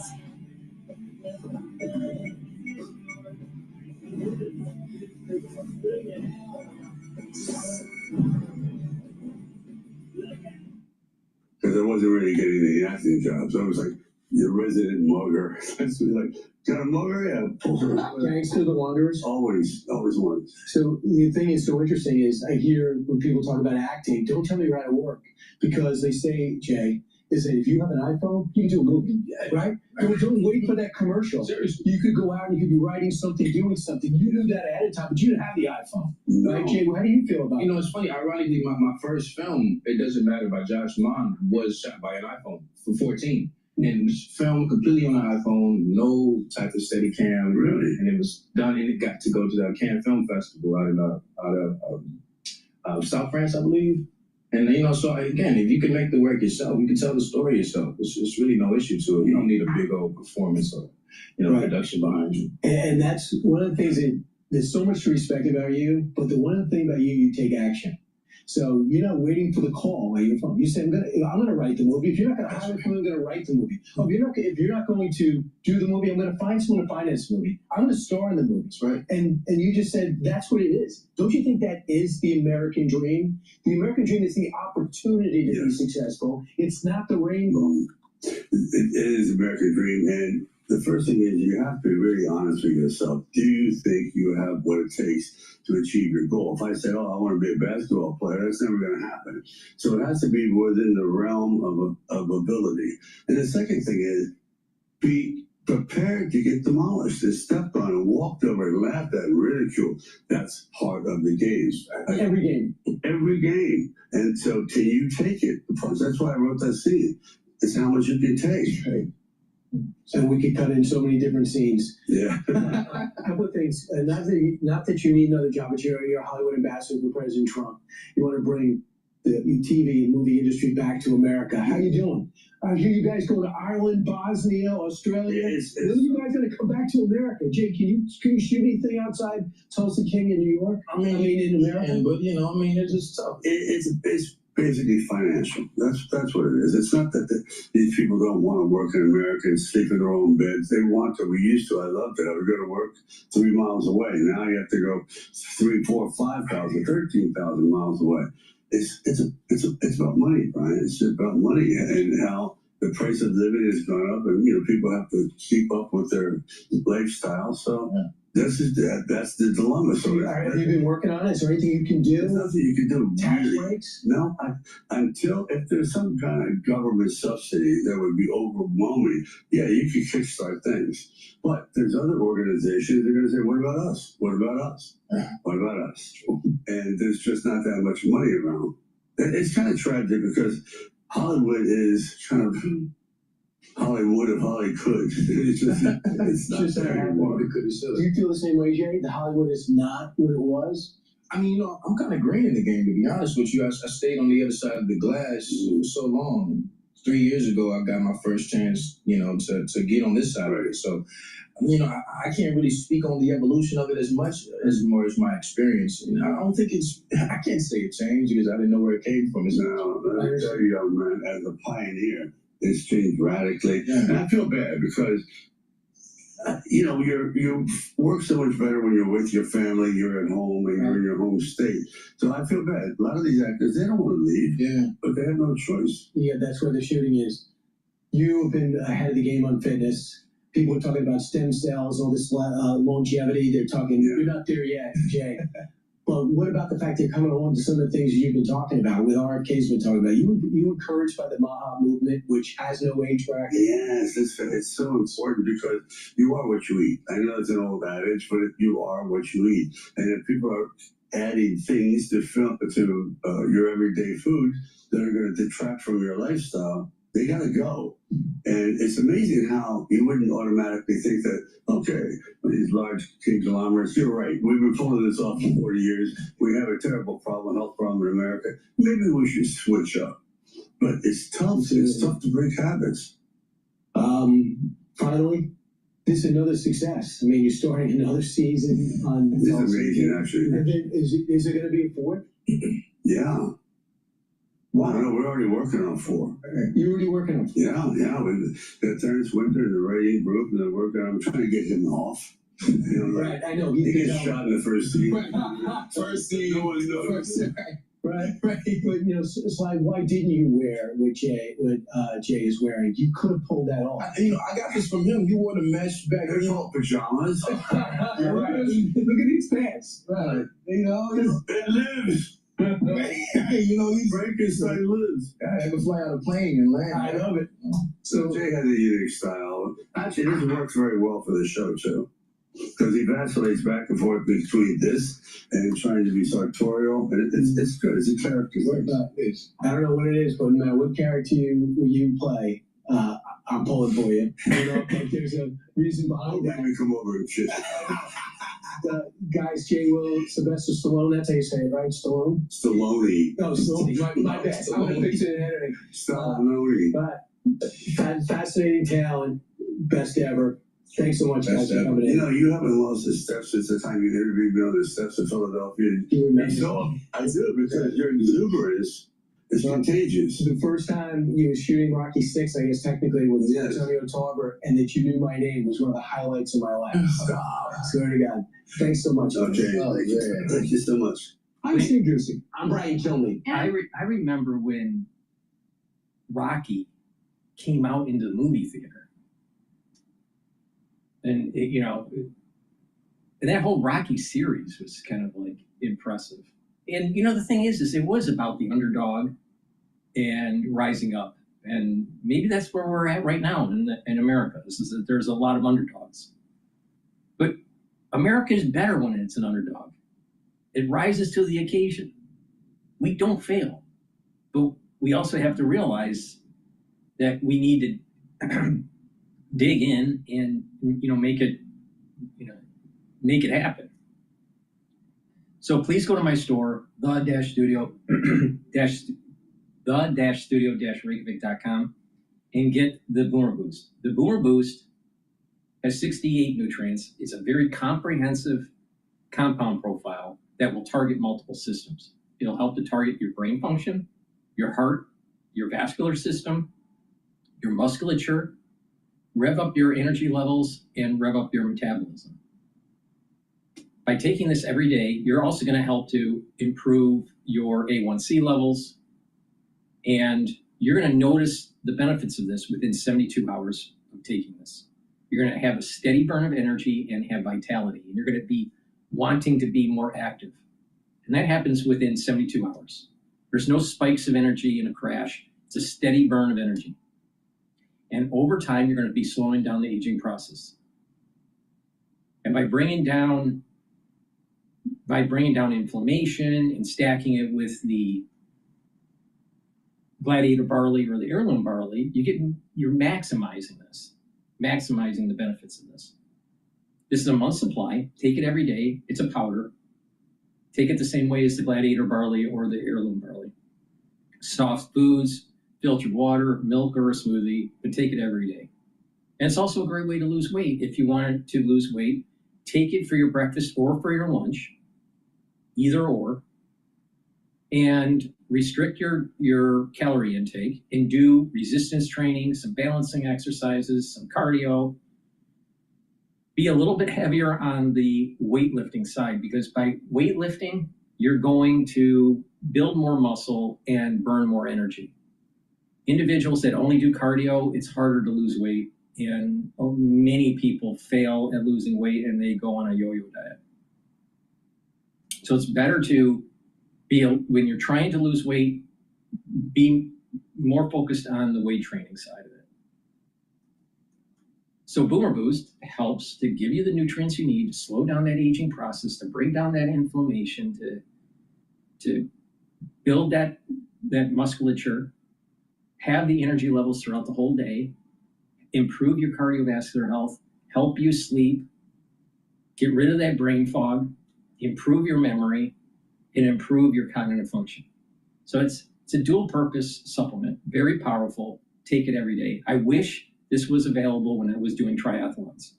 If you're an athlete, you should take this for your pre or post-workout fuel source. But if you're not an athlete, that's okay. You'll get huge benefits from this by taking it once a day.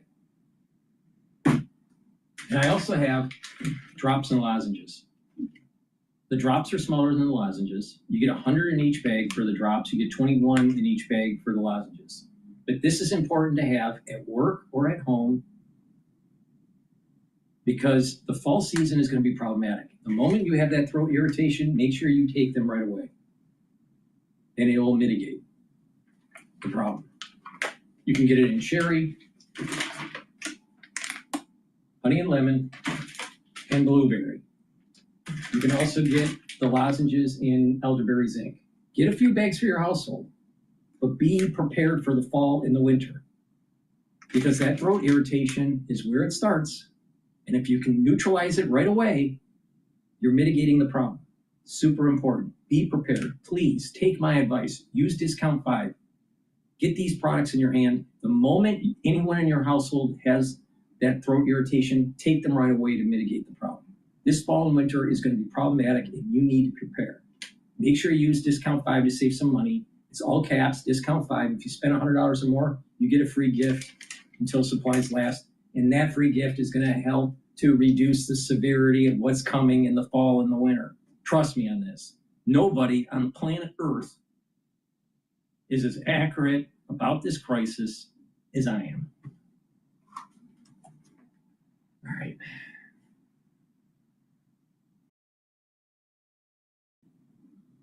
Let's listen to Ted Cruz. Grip, stability, precision. That's the essence of driving. Lawfin. Business owners have to lead by example, work every day without excuses, with unending energy. That's hard when your accounting and payroll continually fight. Trump's taking back our cities, and Pistol Pete's running point. I told Pete we should use some of these dangerous cities as training grounds for our military, National Guard, but military. Because we're going into Chicago very soon. That's a big city with an incompetent governor, stupid governor, stupid. Let's bring in Senator Ted Cruz. Senator, the Antifa field training manual discusses hurricane transsexuals and orgy safety seminars. Do you know what that means? Thankfully, I don't. I don't really want to know what that means, but I'll tell you this. Antifa is a terrorist organization. They have been a terrorist organization for years. I have been calling on the Trump administration, the first Trump administration, to designate them as a terrorist organization. President Trump has now done so, and I appreciate that. It's the right thing to do. And here's the critical piece. Antifa doesn't rise up organically. It is paid for, and here's what we must do. Follow the money. How much of Antifa is paid for by Qatar? How much of it is paid for by Iran? How much of it is paid for by communist China? And how much of it is paid for by left-wing billionaires like George Soros and the Bill and Melinda Gates Foundation, who also are massive donors to Democrats? Part of the reason why the Biden administration and every Democrat in Congress turns a blind eye to the violence and terrorism of Antifa is the same people writing the checks are writing the checks and funding their campaigns. And so what I have urged Pam Bondi and the Department of Justice to do, what I've urged Kash Patel and the FBI to do, is follow the money, because it's clear. You look at, for example, the anti-Semitic protests on college campuses all across the country. I'm not the only person who noticed that virtually all of the tents matched. I'm not the only person who noticed that virtually everyone was wearing matching orange vests. There is real money, and we need to put the funders of this terrorism in jail. That's how you cut it off at the source. Yeah, those checks, that's for blood money. The screen showed, I don't know if you could see it, but you saw ICE snipers rappelling down from military helicopters to defend a federal building in Chicago. What does that symbolize to you? Look, it symbolizes law and order. It symbolizes a return to sanity. God bless the heroes in ICE, the men and women who risk their lives to keep us safe. God bless the heroes in CBP and law enforcement.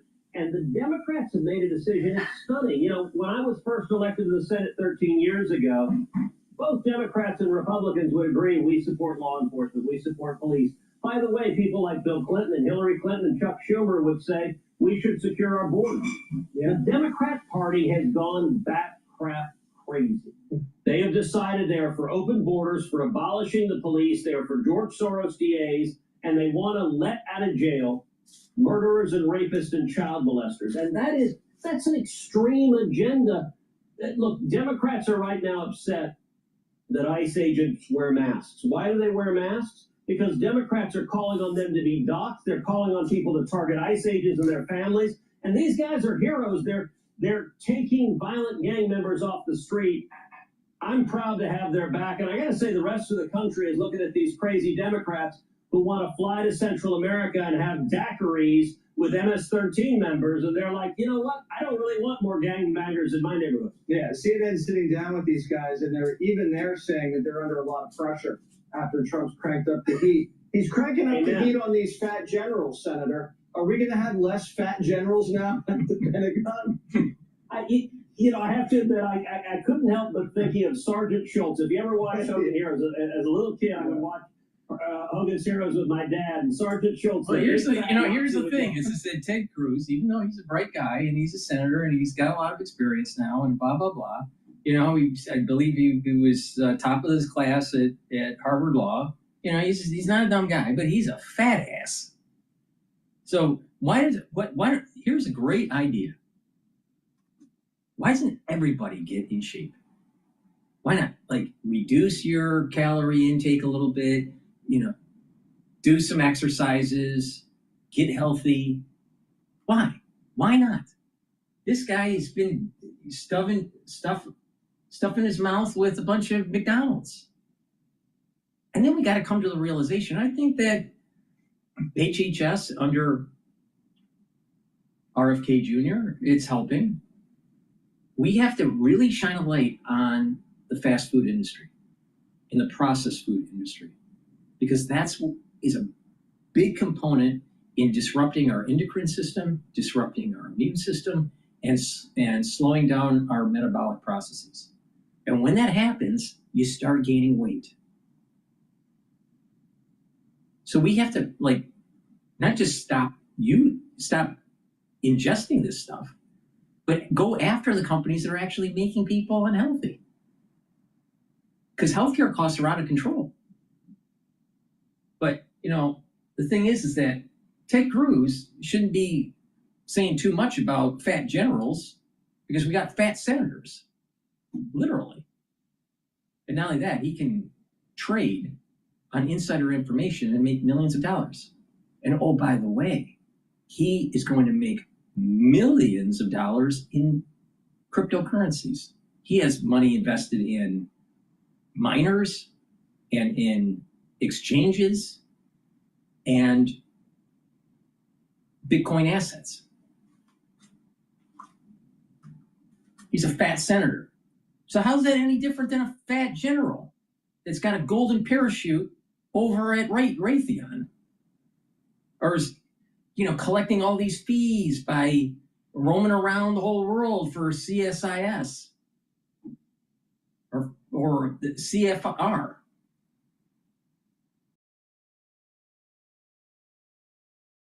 How's it any different?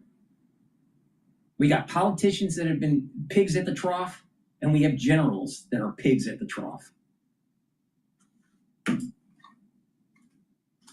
I hear nothing, I see nothing, and you know what? Good for Pete Hegseth for making our military focus on the job of the military as not to be a vanguard for left-wing social change. The job of the military is to be prepared every day to fight and defeat and kill our enemies and to keep America safe. President Trump is focused on that, and Pete Hegseth is a good friend, your former colleague, is focused on bringing back the warfighter culture to the Department of War. I think that's good for America, and I gotta say, I'm hearing from active duty military, they are thrilled to get out of the transgender witch business and to get back in the business of killing terrorists and bad guys. Yeah, and those guys also need... Meanwhile, when he gets off of this segment, he's going to reach into his McDonald's Happy Meal bag and then start stuffing a McDonald's hamburger down his throat.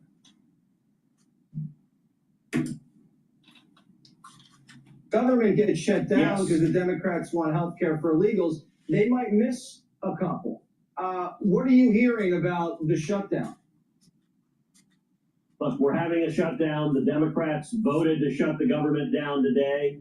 And they're doing it, on the face of it, they're doing it because they want free health care for illegals. But you know what they're really doing it for? They're doing it because their crazy left-wing base is so angry. A few months ago, when Chuck Schumer and the Democrats agreed to keep the government open, Schumer almost lost his job. The left wing lost their mind, and AOC is breathing down his neck. And so this shutdown, understand, this is a temper tantrum of Chuck Schumer and the Democrats saying, we hate Donald Trump. We hate Donald Trump so much, we're going to shut the government down. We're going to shut the national parks down. Yosemite's going to be shut down. The Smithsonian's going to be shut down. The National Institutes of Health will be shut down. We're going to stop government paychecks. Why? Yes, because they want health care for illegals, but really because they want to say, we hate Donald Trump. And I don't know how long this shutdown could last days, it could last weeks, because it's a temper tantrum to protect Chuck Schumer's job. And the Schumer shutdown, everybody knows that's what's going on. We'll see how long the Democrats want to shut it down. All right, we'll be following it, and our hearts go out to those people down in Texas that had to deal with that crazy sniper. God bless you guys and stay safe. Horrific. Yeah. Thank you. Hey, Sean Hannity here. Hey, click here to subscribe. Pete Hegseth is completely right. The generals and the troops need to be in shape to fight a war. We got too many fat generals pushing too much DEI. But you know the problem we also have?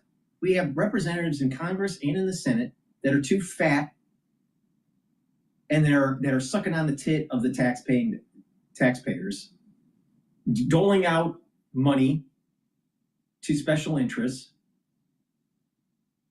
and taking money from K Street. And then they have insider trading so they can become multimillionaires, like Ted Cruz. So, be careful when the point here, you can agree with what he's saying if you're a Republican, let's just say, but just to realize that he's part of the problem. He is part of the problem. Don't think that Ted Cruz is not part of the problem, because he is part of the problem. All right. That's the end of my show. Thank you for listening. Make sure that you subscribe to all my channels. I also have a Substack channel and a TikTok channel. Help support the work by going to my store and purchasing the great products, and get healthy, slow down the aging process, and be prepared for the fall and the winter. I have lots of products that will navigate you through this. If you've been paying attention to what I've been saying in this video and a lot of the videos that I've been doing for the last year, you will know exactly what you need to do. Thank you for listening, and have a nice day.